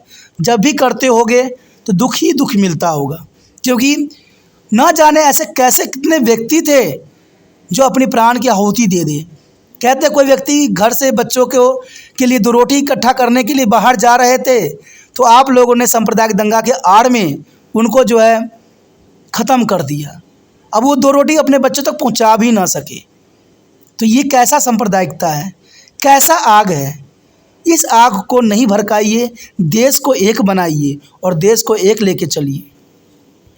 उसके पश्चात हमारे समक्ष है धार्मिक कट्टरवाद। देखिए, धार्मिक कट्टरवाद होना कहते हैं सही नहीं है। जैसा हम आधुनिक युग में हैं, हर धर्म के लोग हर क्षेत्र में हर वो काम कर रहे हैं, तो धार्मिक कट्टरवाद होना सही नहीं है। धार्मिक कट्टरवाद भी सांप्रदायिक ताकतों के धर्म एवं राजनीति दोनों का शोषण करने का बढ़ावा देता है, और कट्टरवाद जो है सबसे बड़ा हमारा दुश्मन है। वैसे तो कट्टरवाद एवं चिंताधारा की तरह ही कार्य करता है, जो रूढ़वादी वापसी की वकालत भी करता है। धर्म को कट्टरता का सिद्धांतों का जो है कड़ाई से पालन भी किया जाता है, और धार्मिक कट्टरवाद प्रगतिशील सुधारों का कठोरता में विरोध भी करता है, ताकि वो अपने में संबंधित मुद्दाओं पर अपना एक छत्र नियंत्रण स्थापित कर सके। देखिए, कहते हैं पुराने समय में ये सब होता था तो वो आम थी, लेकिन हम आधुनिक युग में हैं, तो आधुनिक युग में ऐसा कट्टरपंथ होना सही नहीं होता है। कोई भी धर्म में देखिए, कहते हैं हर एक धर्म को इज्जत सम्मान करना चाहिए, क्योंकि सभी धर्म में जो है बहुत से लोग उनको मानते हैं, अनुसरण करते हैं, तो वो उनके लिए आदरणीय है, तो हमारे लिए भी आदरणीय है। हम किसी भी धर्म को जो है रिस्पेक्ट हमें करना चाहिए, कट्टरपंथी नहीं रखना चाहिए। कहते हैं धर्म हमें अच्छे राह पर लेके चलना सिखाता है, न कि हमें कट्टरपंथी बनाता है। कट्टरवाद किस लिए? हमारा देश एक है, हम सब एक हैं, फिर कट्टरपंथी किस लिए? क्यों हम अपने ही पैर में कुल्हाड़ी मारे? कहते हैं भारत अगर डेवलपमेंट कंट्री नहीं हो रही है तो कहीं ना कहीं कारण यही सब है। गरीबी, लिंग भेदभाव, कट्टरपंथी, सांप्रदायिकता, तो ये सारे के सारे मिल के जो है देश को बर्बाद कर रहा है। मैं यहाँ का निवासी हूँ, तुम वहाँ के निवासी हो, तुम ये भाषा बोलते हो, मैं वो भाषा बोलता हूँ। आज ये बात उन राजनीतिक नेताओं के लिए सार्थक सिद्ध हुआ है जो देश में क्षेत्रवाद की विचारधाराओं को अनुसरण करते हैं। आपने देखा ही होगा कि कई राज्यों से ये आवाज़ उठी है कि हमारे भाषा को जो है राष्ट्रीय भाषा बनाया जाए, हमारे भाषा को जो है दर्जा दिया जाए और हमारे क्षेत्र जो है हमें अलग कर दिया जाए। ऐसा क्यों? हमारे देश में देखा जाए तो पहले बहुत ही कम स्टेट थे। आपको पता ही होगा कि 28 जो है राज्य थे और 7 केंद्र शासित प्रदेश थे। लेकिन आज जो देखा जाए तो 9 जो है केंद्र शासित प्रदेश हो गए हैं और 28 राज्य हो गए हैं। 28 की 29 भी हो गया होगा। तो देखिए आखिर ऐसा क्यों हो रहा है? ये सब भी एक राजनीतिक चाल के अंतर्गत होता है कि देखिए अगर हमें अलग राज्य मिल जाता है तो हम वहाँ के विशेष बन जाते हैं, उसमें एक अलग ही मंत्री परिषद बन जाता है, उसमें हर व्यवस्था अलग हो जाता है। तो इससे क्या होता है? देश पे एक बोझ बन जाता है, क्योंकि जितना एक राज्य में रह के फ़ायदा है, अगर आप देखिएगा अमेरिका है चाहे कोई भी देश है, वहाँ पर इतने लोग नहीं होंगे राजनीतिक में सम्मिलित जितने इंडिया के लोग हैं। मेरा विचार तो ये है कि मैं देखूं तो कहते हैं मैक्सिमम लोग राजनीति से ही संबंधित हैं और सब राजनीतिक में ही अपने आप को लाभान्वित कर रहे हैं। सिर्फ यहाँ पर वही लोग आम हैं, गरीब हैं और मिडिल क्लास के लोग हैं जो सिर्फ अपना ज़िंदगी जीना जानते हैं। बाकी जितने भी अमीर लोग हैं वो किसी न किसी रूप से राजनीतिक में लिप्त हैं और वो सिर्फ एक ही विचारधारा को अनुसरण करते हैं, क्षेत्रवादी। और ये क्षेत्रवाद का जो उन्होंने बीज डाला है वो देश के लिए जो है बंटवारे का सबब बन सकता है। ये मैं सच्चाई के साथ कह सकता हूँ। तो यही टॉपिक हमारा आया है क्षेत्रवाद। भारतीय लोकतंत्र जो है क्षेत्रवादी से भी संघर्ष कर रहा है, जो मुख्यतः विकास के क्षेत्र में क्षेत्रीय असमानता और असंतुलन का परिणाम हुआ है। हम सभी जानते हैं कि भारत एक बहुविधि देश है जिसमें धार्मिक, भाषागत, सांप्रदायिक और जनजातिगत और सांस्कृतिक विविधताएं सदियों से विद्यमान रही हैं। ये तो आप लोग भली भांति जानते हो, समझते हो। बहुत सी संस्कृति एवं भाषागत समुदाय कुछ खास क्षेत्रों में रहती हैं। ये तो आपको भी पता है। कोई मराठी बोलता है, कोई गुजराती बोलता है, कोई उर्दू बोलता है, कोई पंजाबी बोलता है, कोई संस्कृत बोलता है, कोई भोजपुरी बोलता है। कितने भाषा हैं, कितने धर्म हैं। कोई हिंदू है, कोई मुस्लिम है, कोई सिख है, कोई ईसाई है, कोई जैन है, कोई फारसी है, कोई बौद्ध धर्म को मानता है, कोई जैन धर्म को मानता है। और जनजातिगत भी बहुत है। और संस्कृति की बात करें तो हर क्षेत्र में अलग अलग संस्कृति पाई जाती है। यद्यपि विकास का तो देश के सभी क्षेत्रों के वृद्धि एवं विकास रहा है, लेकिन फिर भी प्रति व्यक्ति आय, साक्षरता दर, स्वास्थ्य एवं शिक्षा की आधारभूत संरचना, सेवा, जनसंख्या स्थिति तथा औद्योगिक एवं कृषि विकास के संबंध में क्षेत्रीय विषमताओं और असंतुलन विद्यमान है। अब देखिए इन सब कारणों के कारण व्यक्ति आय में बहुत गिरावट हुई है। साक्षरता दर उस तरह से नहीं है जैसा होना चाहिए। मैं तो ये बात साफ कहता हूँ, क्लियर कहता हूँ। आज पढ़े लिखे व्यक्ति भी मुझे तो अनपढ़ के समान दिख रहे हैं, क्योंकि वो लोग वो कार्य, वो गलतियां कर रहे हैं जो एक शिक्षित व्यक्ति को कभी नहीं करना चाहिए। स्वास्थ्य का स्तर देखा जाए तो दिन प्रतिदिन गिरता ही जा रहा है। सरकार की तरफ से इसके बहुत से कदम उठाए गए हैं। लोगों को बीमा करवाई गई है, लोगों को जो है आयुष्मान कार्ड बनाई, बहुत तरह के किया है। लेकिन देखा जाए तो स्वास्थ्य के प्रति जो है बहुत ही गिरावट आई है। आज हर लोग कुछ न कुछ रूप से बीमार है ही हैं। शिक्षा का आधारभूत संरचना एवं सेवा भी बिल्कुल ही चेंज हो गई है। आज बड़े शिक्षा का ग्रहण करने का अधिकार सिर्फ अमीर लोगों के पास ही रह गया है। आम गरीबों से शिक्षा जो है कोसों दूर चली गई है। आपको मैंने पहले ही बता चुका हूँ कि यहाँ पर सरकारी मिशनरी स्कूल जो है सही कदम नहीं उठा रही है, और जिनके कारण शिक्षा का स्तर गिरा है। और इस सब का कारण क्या है कि जो शिक्षा के अंतर्गत संबंधित माननीय व्यक्ति सब हैं, वो शिक्षा के प्रति अपनी दायित्व को निभा नहीं रहे हैं। मैं जानता हूँ, मैंने बहुत इंटरव्यू देखा है कि ये लोग बहुत ही मेहनत करते हैं, बहुत ही काम करते हैं, सही में करते हैं। मैं ये नहीं कहता नहीं करते हैं, करते हैं, लेकिन सिर्फ इलेक्शन जीतने के लिए। जनता के लिए इनका कोई दायित्व नहीं है। जो मर्जी आप कह लीजिए, मैं सच्चाई के साथ कहता हूँ, आप किसी भी क्षेत्र में चले जाइए, जनता के लिए कोई भी कार्य नहीं हो रहा है। हो रहा है तो इनके जेब के लिए हो रहा है, और वो भी कोई काम करके दिखा रहे हो तो अपने जेब के लिए काम करती हैं। आपने कभी देखा होगा कहीं 10 दिन में बना हुआ पुल ही गिर जाता है, कहीं 2 दिन बनाया हुआ रोड जो है ढह जाता है, कहीं आपने देखा होगा तारें टूट के गिर जाती है जो 2 दिन पहले ही उसको बनाया गया था। आखिर इन सब कारण क्या है? कारण है कि ये सारे काम बड़े बड़े लोग कर रहे होते हैं, लेकिन उन चीज़ों में पैसा बहुत ही कम लगा रखे होती हैं, और बाकी पैसा जो है इनके जेब में होता है।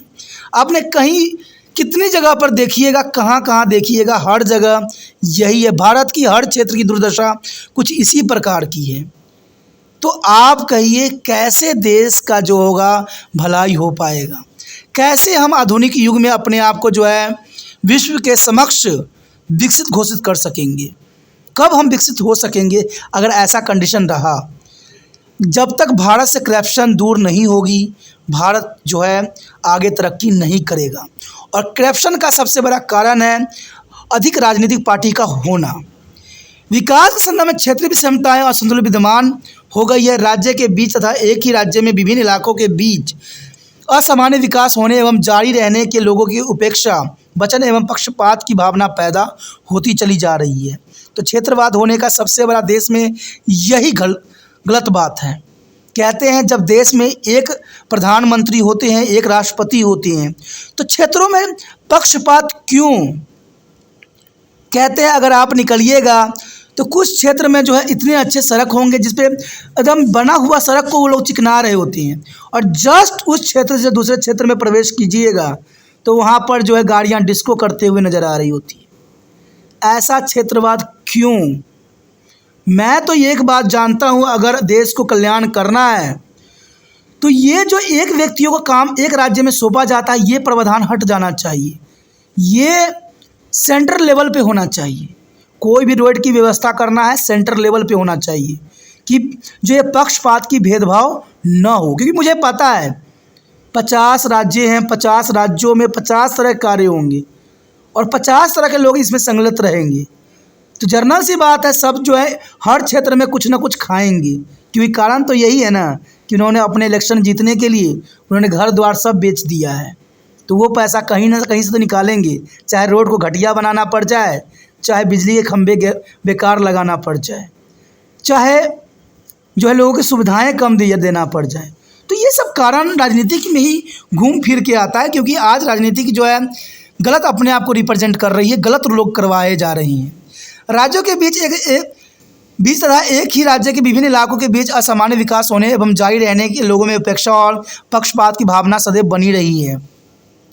और ऐसी स्थिति में क्षेत्रवाद पनपा है, जिसके कारण नए राज्यों के निर्माण हुए हैं। मैं पहले कह चुका हूं कि बहुत से नए राज्यों का निर्माण हुआ है, सब जो है क्षेत्रवाद के कारण ही हुआ है।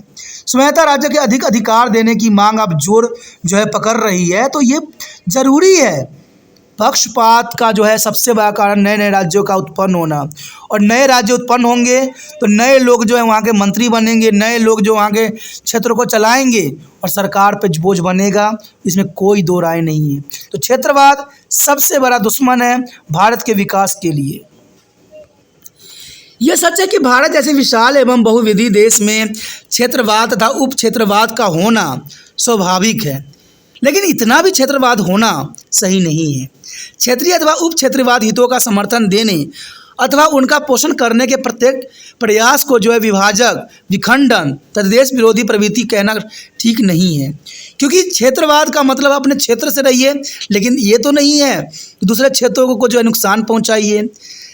समस्या तब उत्पन्न होती है जब हितों का राजनीतिकरण किया जाता है, यानी हित का जो है उन्होंने राजनीतिकरण कर देती है, और क्षेत्रीय आंदोलनों को जो है गलत राजनीतिक उद्देश्य के लिए बढ़ावा दिया जाता है। तो जनरल सी बात है, आंदोलनों को जो है अपनी गलत राजनीतिक उद्देश्य के लिए बढ़ावा देते हैं। आपने देखा होगा बहुत से आंदोलन होते हैं देश विकास के लिए, लेकिन ये आंदोलन धीरे धीरे जो है जब कल्याण की बात नहीं करती है, अपनी स्वार्थ की जो है सिद्धि संपन्न करती है। और इस प्रकार की क्षेत्रीय अथवा उप क्षेत्रीय देशभक्ति कैंसर के समान एवं विघटनकारी है। कहते हैं ऐसा अगर देश में रहा तो ये कैंसर से भी बहुत ही खतरनाक और विघटनकारी बन सकती है। लगातार क्षेत्रीय असमानता ने हमारे देश के कुछ भागों में उग्रवादी आंदोलन को जन्म दिया है, और कई क्षेत्र उग्रवादी जो गतिविधियों के लिए भी जाना जाता है। जम्मू तथा कश्मीर अथवा असम में ULFA united liberation front of Assam की अलगवादी मांगें अथवा उत्तर पूर्वी क्षेत्र में विभिन्न समूहों के मांगे भारतीय राजनीति के लिए चिंता का विषय बना दिया है। अब देखिए यहाँ पर साफ शब्दों में लिखा हुआ है कि जम्मू कश्मीर और असम में जो है उल्फा यानी United liberation front of Assam ने जो है सर दर्द बना दिया, बहुत चिंता का विषय बना दिया है, और ये सब कारण हुआ है क्षेत्रवाद के अंतर्गत। तो समझिए, विचार कीजिए, क्षेत्रवाद कितना खतरनाक हो सकता है देश के भविष्य के लिए। उसके पश्चात हमारे समक्ष आता है भ्रष्टाचार। देखिए, भ्रष्टाचार आज के समय में आम हो गई है। सार्वजनिक जीवन में भ्रष्टाचार भारत में चिंता का मुख्य विषय रहा है, और 2011 में जो ट्रांसपेरेंसी इंटरनेशनल और भ्रष्टाचार बोध सूचांक यानी CBI में जो भ्रष्टाचार के आधार पर भारत को 183 देश की सूची में जो है 95वें स्थान प्राप्त हुआ है। देखिए, भारत जो है 95वें स्थान पे है 183 देशों में, यानी भारत में भ्रष्टाचार की बात किया जाए तो सबसे ऊंचे ही है, यानी भारत देखा जाए तो बहुत ही काफ़ी ऊंचे ही है। वास्तव में भारत में जीवन के क्षेत्र में भ्रष्टाचार व्याप्त है, चाहे वो भूमि और संपत्ति हो अथवा स्वास्थ्य, शिक्षा, वजन एवं उद्योग, कृषि, परिवहन, पुलिस, सैन्य बल, जहाँ तक कि धार्मिक संस्थाएं एवं तथाकथित आध्यात्मिक क्षेत्र के स्थानों में भी भ्रष्टाचार व्याप्त है। अब देखिए, जितना जगह पर मैंने बात किया है हर जगह जो है भ्रष्टाचार का जो है बोलबाला है, चाहे वो स्वास्थ्य का अंतर्गत भ्रष्टाचार हो रहा हो, चाहे शिक्षा के अंतर्गत हो रहा हो, या वर्जनीय या उद्योग में हो, या कृषि परिवहन में हो, या पुलिस विभाग में हो, या सैन्य बल में हो, हर क्षेत्र में जो है भ्रष्टाचार अपना कदम जो है जमा रखा है। और देखा जाए तो आपको क्या लगता है, क्या भ्रष्टाचार आम व्यक्ति करते होंगे? नहीं, ये सरासर गलत है। भ्रष्टाचार में मैक्सिमम बड़े लोग ही सम्मिलित होते हैं, क्योंकि आम व्यक्तियों को इतना डर होता है कि वो किसी पुलिस के लफड़े में नहीं फंसना चाहते, और वो कभी भ्रष्टाचार के रूप में अपने आप को जो है कभी भी नहीं साबित करेंगे। कभी भी वो भ्रष्टाचार से जो है 2-4 किलोमीटर दूर ही रहेंगे। भ्रष्टाचारी कभी आम व्यक्ति नहीं होता है। आप व्यक्ति को कभी सुना है कि उन्होंने 1 करोड़ रुपया लिया हो, 2 करोड़ रुपया किसी से प्राप्त किया हो? ऐसा हो ही नहीं सकता। पैसे की जो सबसे अधिक लालसा होती है वो बड़े बड़े लोगों की ही होती है, क्योंकि उनको जितना पैसा मिलता है वो बहुत ही कम होता है। वो लोग तो चाहते हैं जैसे मर्जी हो, गरीबों के हाथ से सब कुछ हम छीन के अपने अंडर रख लें। लेकिन कहते हैं ना कि बड़े बड़े लोग तो वो जब ऊपर जाते हैं तो हाथ में कुछ भी नहीं होता। तो ये लोग पता नहीं इतना पैसा इकट्ठा करके क्या दिखाना चाहते हैं, और देश को बर्बाद करके क्या अपने आप को रिप्रेजेंट करती हैं। भ्रष्टाचार राजनीति, नौकरशाही एवं कॉर्पोरेट क्षेत्र के तीनों स्तरों में प्रत्यक्ष अथवा अप्रत्यक्ष ढंग से विद्यमान। अब देखिए, जो मैंने पहले ही कह चुका हूँ, भ्रष्टाचार, राजनीतिक, नौकरशाही और कॉर्पोरेट यही विद्यमान होते हैं। यही लोग मेन होते हैं, भ्रष्टाचार के सबसे बड़े जो है वकालत करते हैं। ये लोग भ्रष्टाचार में इतने लिप्त होते हैं कि इनको कुछ भी कहना संभव नहीं है, क्योंकि इनका पद सबसे ऊंचे होती है, और इनको बोलने वाला कोई आम व्यक्ति तो हो ही नहीं सकता। अब देखिए, राजनीति के अंतर्गत सारे नेता, नौकरशाही के अंतर्गत सारे IPS UPS जितने भी बड़े बड़े अफसर होते हैं वो आ जाते हैं, और कॉर्पोरेट का अंतर्गत बड़े बड़े उद्योगपति। यानी देखा जाए तो भ्रष्टाचार में जो है ये तीनों लोग जो हैं बहुत काफ़ी लिप्त हैं। मैं तो एक बात नहीं जानता हूँ, जब ये लोग बड़े बड़े व्यक्ति हैं, बड़े सम्मानित हैं, अगर यही लोग ऐसा कार्य करने लग जाएं तो आम गरीब बंदों को कौन देखेगा? आम लोगों के दुख दर्द को कौन सुनेगा। तो ये बहुत ही गलत है और देश के लिए देखा जाए तो कहते हैं एक दीमक की तरह खोखला करने के समान है। कोई भी राजनेताएं नौकरशाही एवं उद्योगपतियों के बीच ऐसा नापाक संबंध देख सकता है जो भ्रष्टाचार एवं भ्रष्ट कार्यों के लिए अंजाम देती हैं। अब देखिए ये बात साफ शब्दों में लिखा हुआ है कि कोई भी राजनेताएं नौकरशाहियों एवं उद्योगपतियों के बीच ऐसा नापाक संबंध देख सकता है जो भ्रष्टाचार एवं भ्रष्ट कार्यों के लिए अंजाम देती हैं। तो इसमें कोई दो राय नहीं है, सच्चाई है। मैंने कहा कि जो IPS UPS के बंदे बनते हैं, IAS बनते जो बनते हैं वो बड़े बड़े मेहनती होते हैं, बहुत सही में मेहनत करते हैं और वही किताब पढ़ते हैं जो देश के कल्याण के लिए होती है। लेकिन ना जाने जब बड़ा पोस्ट मिल जाता है तो कैसे वो लोग सभी चीज़ों को भूल जाते हैं। और राजनीतिक नेता की तो बात ही ना कीजिए। जब भी इलेक्शन आता है लोगों के सामने गरीबों हाथ जोड़ते हैं, खाना खाने जाते हैं, उनके घर तक पैदल पहुंचते हैं, बसों के जगह कारों के जगह वो लोग जो होते हैं टेम्पुओं में रिक्शों में यात्रा करते हैं, लोगों को ये दिखाते हैं कि हम आम व्यक्ति हैं। लेकिन जैसे इलेक्शन जीत जाते हैं वो कहते हैं मैं तो अब खास हो गया हूँ, क्यों आऊँ आपके द्वार पे, आज वोट थोड़ी है जो मैं आऊँगा आपके द्वार पे, आप मरो चाहे जियो। जब आपके साथ बुरा हो जाएगा तो हमदर्दी बटोरने के लिए आपके द्वार पे हम भी आ जाएंगे और लोगों को दिखाएंगे, न्यूज़ पे दिखाएंगे कि हम तो बहुत ही चिंतित है देश के लिए। तो ये कहाँ तक उचित है। मैं तो यहाँ पर शब्द बोलना भी व्यर्थ समझता हूँ, क्योंकि राजनेताएं नौकरशाही उद्योगपति के बीच ऐसा नापाक संबंध देखा सकता है जो भ्रष्टाचार एवं भ्रष्ट कार्यों के लिए अंजाम देती हैं।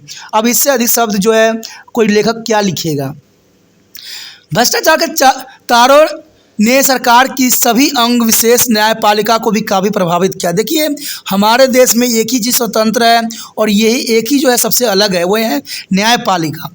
लेकिन न्यायपालिका को भी काफ़ी प्रभावित किया है और इन सब ऊपर निर्वाचन प्रक्रिया में भ्रष्टाचार तथा मतदाताओं के विभिन्न स्तरों पर रिश्वत देना अब तक आम बात हो गई है। मैंने कहा ना, जो कुछ राज्यों में ये कहा जाता है कि आप भ्रष्टाचारियों के वीडियो बनाइए, मोबाइल कीजिए। अरे भाई मैं तो कितना बार आपको बोल दिया कि ये आपके ही क्षेत्र में हो रहा है और आप ही करवा रहे हो, कोई बड़ा नहीं। यहाँ पर साफ लिखा हुआ है कि मतदाताओं भ्रष्टाचार के विभिन्न स्तरों पर रिश्वत देना अब तक एक आम बात हो गई है। यानी निर्वाचन के प्रक्रिया के लिए आप लोग ही लेते हो। क्यों? क्योंकि आपको अगला इलेक्शन जो लड़ना है उसके लिए तो अच्छा खासा धन चाहिए और गलती से कोई बेचारा आम व्यक्ति फंस गया, उसकी तो सत्यमेव जयते है। तो ये भ्रष्टाचार कहाँ से उत्पन्न हो रहा है? भ्रष्टाचार देखा जाए वास्तविक तौर पे आम गरीबों से उत्पन्न नहीं हो रही है। भ्रष्टाचार का मेन वजह है ये तीन व्यक्ति, राजनेताएं, नौकरशाही, उद्योगपति। ये तीनों जो है भ्रष्टाचार में इतने लिप्त हैं जिसका वर्णन करना संभव नहीं है। क्या आपने अथवा आपके मित्र ने पिछले कुछ वर्षों में चुनाव प्रक्रिया में ऐसा होते हुए देखा है?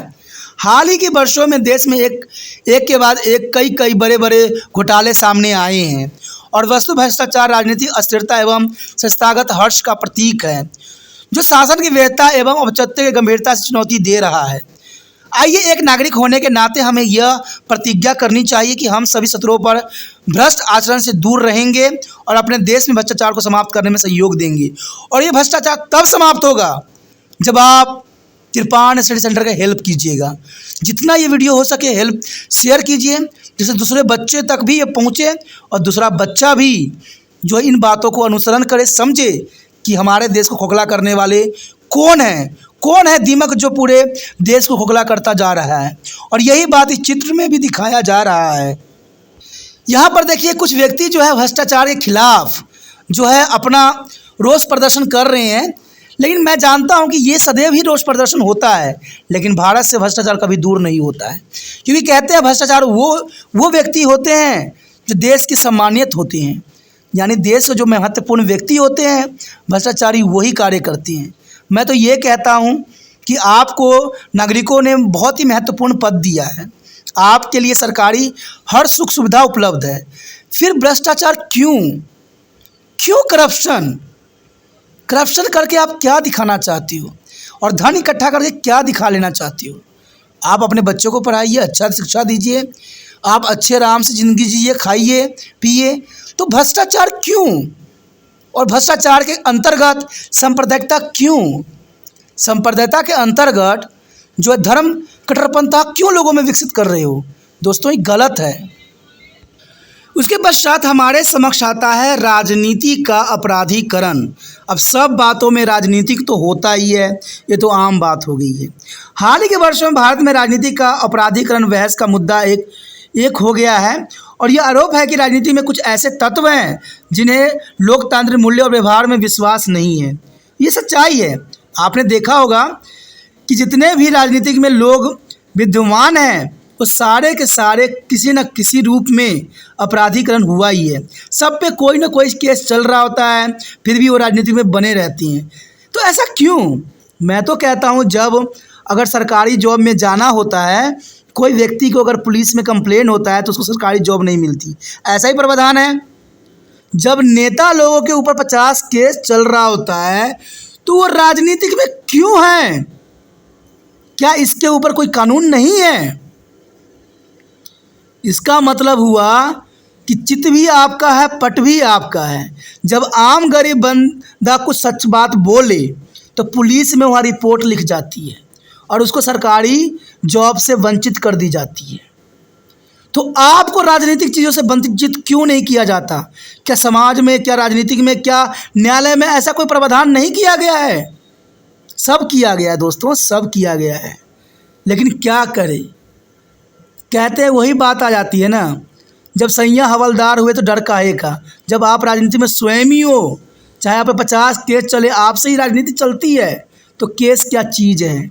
आप देख लीजिएगा, जितने भी राजनीतिक नेता हैं सब पे कोई ना कोई केस कहीं ना कहीं किसी न किसी रूप में चल रहा होता है। जिन्हें लोकतांत्रिक मूल्य में व्यवहार में विश्वास नहीं है, ऐसा ही व्यक्ति वो करती हैं। वो हिंसा में इतने लिप्त रहते हैं कि चुनाव जीतने के लिए अस्वास्थ्य व अन्य लोकतांत्रिक तरीके का सहारा सदैव लेते रहती हैं। और मैं तो आम गरीब व्यक्तियों को भी ये बात संदेश देना चाहता हूँ कि आप राजनीतिक नेताओं की कोई बातों का अनुसरण नहीं कीजिए। कभी भी कोई बात बोलते हैं, कभी आपको इकट्ठा करते हैं, तो आप इकट्ठा नहीं होइए, उनकी बातें नहीं सुनिए, देश विरोधी बातें नहीं सुनिए, क्योंकि उनका मकसद आप लोगों के मन में देश के प्रति जो है क्रूरता भरना है। आप सोचते होंगे कि देश की भलाई कर रहे हैं, ये कभी देश की भलाई सोचे तक भी नहीं है। अगर देश की भलाई वो सोच रहे होते, समझ रहे होते, तो निसंदेह ये ऐसा कार्य नहीं कर रहे होते। क्योंकि देश भलाई में जो है ऐसे अपराधीकरण करना और अपराध प्रवृत्ति का होना सही नहीं है। निसंदेह राजनीति में ये प्रवृत्तियाँ हानिकारक है और ऐसा प्रवृत्ति की रोकथाम करने की तुरंत आवश्यकता है। अगर ऐसा नहीं किया गया, और ये आम व्यक्ति कर सकता है, मैं तो हर एक व्यक्ति को कहता हूँ, हर एक बच्चों को कहता हूँ जो समझ रहे हैं, पढ़ रहे हैं, जब भी राजनीति के लोगों की भाषण होगा उनके क्षेत्र में नहीं जाइए। कहिए जब अच्छी बातें हों, जब देश कल्याण की बात हो तब मैं जाऊंगा, और ये आपकी बातों नहीं चाहिए, हमें करके आप दिखाइए, फिर हम जाने। हमें रोजगार दीजिए, हमें अच्छे सुविधाएं दीजिए, हम क्यों नहीं आपको अनुसरण करेंगे। किसी का अनुसरण करना अच्छी बात है, लेकिन अच्छे कर्मों के लिए। जब आपकी अपराधी प्रवृत्तियां हैं तो हम क्यों आपके समक्ष जाएं। राजनीति का अपराधीकरण जो है लोकतंत्र मूल्य का नकारता है। राजनीतिक जो अपराधीकरण कर रही है लोकतांत्रिक मूल्यों को नकार रहा है, और लोकतांत्रिक ढांचे में इसके लिए कोई स्थान नहीं है। लोकतंत्र मूल्यों को अपना कर अथवा उनको बढ़ावा देकर तथा आपराधिक गतिविधियों को नकार कर लोकतंत्र को मजबूत किया जा सकता है। और जब तक यह अपराधीकरण होगा नहीं, खत्म नहीं होगा, तब तक जो है लोकतंत्र कभी मजबूत होना संभव नहीं है। हाल ही में राजनीति में अपराधी प्रवृत्तियों पर गंभीरता में संज्ञान लेते हुए न्यायपालिका ने ऐसे तत्वों पर पूरी रोक लगाने के लिए विचारणात्मक उपाय लागू करने के संकेत दिए हैं। सिर्फ संकेत मिला है, हुआ नहीं है कार्य इस पर। अगर होता तो ऐसे लोग जो जेल की हवा खा के चुनाव में लड़ रहे होते हैं, ऐसे लोगों को कोई प्रावधान नहीं होती। मैं तो ये क्लियर कहता हूँ कि हर क्षेत्र में देखिए, हर एक पार्टी के व्यक्ति को देखिए, कोई ना कोई रूप से जो है वो कहते हैं वो जेल की हवा खा रहे होते, कोई ना कोई चीज़ में लिप्त होते हैं। तो अगली बार उनको सीट क्यों दी जाती है? क्यों इसके लिए न्यायपालिका में प्रावधान नहीं है? क्या न्यायपालिका भी उन्हीं के बातों पे चलती है? ये बहुत बड़ी जो है विडंबना है। इस मामले को केंद्र सरकार एवं कई राज्य सरकार गंभीरता से लेकर प्रभावी कदम उठा रही है। मैं तो जब आपने पहले ही शब्दों में कह दिया कि राजनीतिक सभी जो है इसी में इन्वॉल्व हैं, तो केंद्रीय सरकार और राज्य सरकार की गंभीरता किस बात की?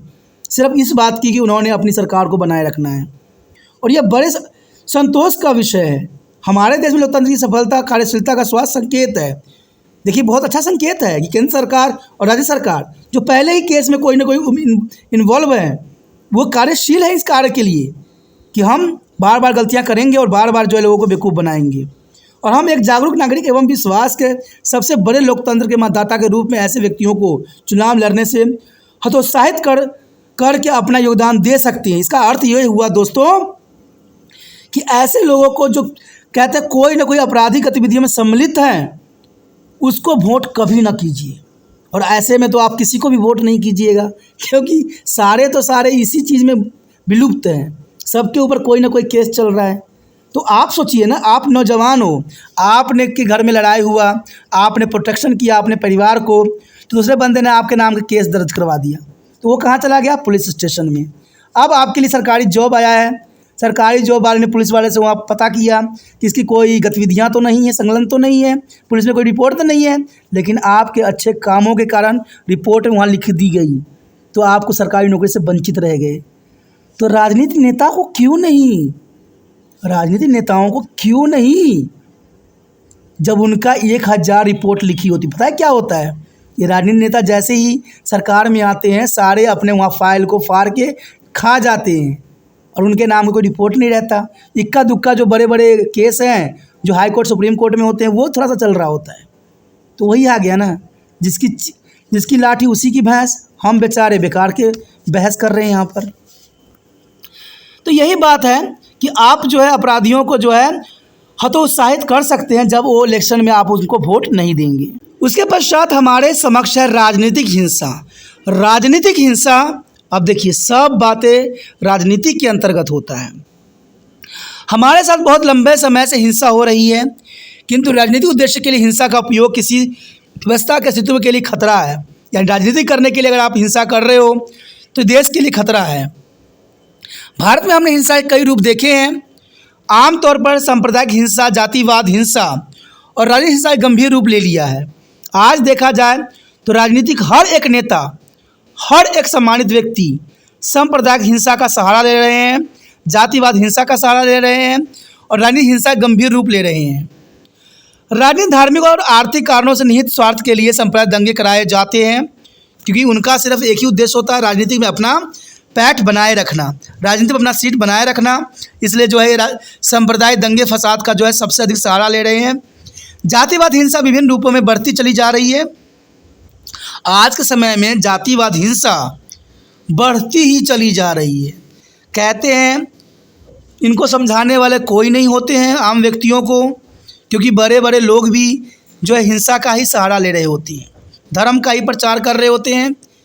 तो कहते हैं समझाने वाला कौन हो, क्योंकि व्यक्ति जब पढ़ेगा समझेगा तभी आएगा समझ में ना। जब अंग्रेज़ों के समय आम लोगों ने जब किताब पढ़ना सीख लिया, इंग्लिश पढ़ना सीखा, तो उन्होंने देखा कि हर देश में क्रांति हुई और उन्होंने देश में अपक्रांति किया और अंग्रेज़ों को भगा दिया। जब आज के समय में लोग शिक्षित होंगे तभी तो इन राजनीतिक नेताओं को चालों को समझ सकेंगे, क्योंकि राजनीतिक नेता भी तो आज कितना अच्छा काम कर रहे हैं। उनका सिर्फ यही साजिश है कि कैसे हम लोगों को अनपढ़ बनाए रखें, और अनपढ़ बनाने का सबसे अच्छा सुविधा है कि बच्चे तक एजुकेशन न पहुंच पाए। और इसके लिए सरकारी मशीनरी को जो है काम पे न लगाया जाए, क्योंकि सरकार सख्त होगी तभी स्कूल सख्त होगा, तभी देश का भविष्य सख्त होगा। सिर्फ आप रूल रेगुलेशन बना देने से कुछ नहीं होता है। आज बच्चे स्कूल जाते हैं, कहते हैं आज पूरी आएगा खाने के लिए, आज क्या आएगा, आज खीर आएगा, आज छोले भटूरे आएगा खाने के लिए, इसलिए स्कूल जाते हैं। मैंने किसी बच्चे से ये मुंह से नहीं सुना कि आज तो सर मुझे नॉन लिविंग थिंग कराएंगे, आज तो मुझे वो काम करवाएंगे। ये शब्द मैंने सर प्राइवेट वाले बच्चे के मुंह से ही सुना है, सरकारी वाला से मैंने आज तक नहीं सुना। कि सर आज मुझे ये चैप्टर कराएंगे, सर आज मुझे मैडम वो चैप्टर कराएगी, आज हम ये पढ़ेंगे, ये कि कोई नहीं बोलता है। सिर्फ ये बोलता है कि आज चावल आएगा, छोले भटूरे आएगा। तो बच्चे क्यों जा रहे हैं? खाने के लिए। और माँ बाप क्यों भेज रहे हैं उनको स्कूल? क्योंकि उनके अकाउंट में पैसा जो आएगा, सरकार ने अच्छा प्रावधान किया ना। तो ये लालच देख के आप ये नहीं समझ रहे हो कि देश में पढ़ाई का स्तर बढ़ेगा। घट गया है पढ़ाई का स्तर, लोगों में ज्ञान का स्तर घट गया है। आज लोग सिर्फ अपने स्वार्थ के लिए स्कूल जा रहे हैं, पढ़ने कोई नहीं जा रहा है। और टीचर भी वहाँ पढ़ाने कोई टीचर नहीं जा रहा है। वो सिर्फ 31 तारीख की वेट करते हैं, 1 तारीख की वेट करते हैं जब उनकी सैलरी आ रही होती है। और पेपर में पास होना आम बात है, क्योंकि कोई भी टीचर अपने यहाँ रिजल्ट गंदा नहीं दिखाएगा। नहीं होता, खुद ही वो करके ना नंबर पूरे दे देती हैं। ये प्रावधान है। आप क्या कहिएगा, सच्चाई तो यही है, हम जानते हैं। और इस बात से आप भली भांति परिचित भी होंगे। राजनीतिक, धार्मिक और आर्थिक कारणों के निहित स्वार्थ के सामुदायिक दंगे कराए जाते हैं और जातिवाद हिंसा विभिन्न रूपों में बढ़ती चली जा रही है। कृषि क्षेत्र में विकास, जमींदारी व्यवस्था तथा उन्मूलन, हरित क्रांति एवं श्वेत क्रांति के बावजूद समाज में समानतावादी तत्वों का बोलबाला बना हुआ है। क्योंकि देखा जाए तो बेरोजगार लोग हैं, तो कहाँ से हरित क्रांति का मतलब समझेंगे, कहाँ से श्वेत क्रांति का मतलब समझेंगे। फिर भी जो है आज देखा जाए तो समानतावादी तत्वों का जो है समाज में बोलबाला है। उच्च एवं मध्य जातियों के बीच हितों का गंभीर टकराव हो रही है एवं उनके परिणाम स्वरूप राजनीतिक सत्ता प्राप्त करने के लिए आक्रामकता प्रतिदिनता होने लगी है, जो अनेक बार हिंसा को जन्म दे रहा है। और अनेक बार देश जो है हिंसा के आड़ में जल रहा है। और जो बड़े बड़े नेता बैठ के जो है एक दूसरे को आरोप प्रतिरोप लगा रहे हैं। अब यहाँ पर आप देख ही रहे हो, सांप्रदायिक दंगा फसाद का सबसे बड़ा रूप जो है इसी प्रकार चित्रों के अनुसार ही दिखती है, जहाँ पर जो है आम बंदा, अब देख रहे होगे इसमें भी नौजवान लोग सब जो है बस को आग लगा रहे हैं। उनको लगता है कि आग लगाने से जो है उनके अंदर बढ़ा हुआ आग, उनके अंदर जो गुस्सा है वो ख़त्म हो जाएगा। लेकिन ऐसा नहीं होने वाला है दोस्तों। इससे सिर्फ देश के नुकसान होता है, देश का संपत्ति जो है नष्ट होता है। तो ऐसे कदम कभी ना उठाइए। दलित एवं निम्न जाति, विशेष रूप से अनुसूचित जाति एवं पिछड़ी जातियों में अपने अधिकारों के प्रति बढ़ती जागरूकता एवं प्रभावशाली ढंग से उन अधिकारों का दावा करने की प्रवृत्ति के कारण उच्च जाति द्वारा किए जाने वाली तीखी प्रतिक्रिया भी जातिवाद हिंसा बढ़ी है। और जातिवाद हिंसा जो है आए दिन बढ़ती ही चली जा रही है। आधुनिक युग में हम जरूर आ चुके हैं, लेकिन हमारी सोच अभी भी बहुत ही पिछड़ी हुई है।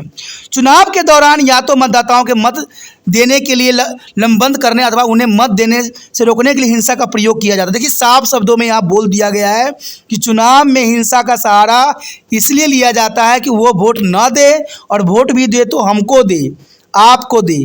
तो इसीलिए हिंसा का ये लोग सहारा ले रहे हैं। साफ शब्दों में लिखा कि उन्हें मत देने से रोकने के लिए हिंसा का प्रयोग किया जाता है।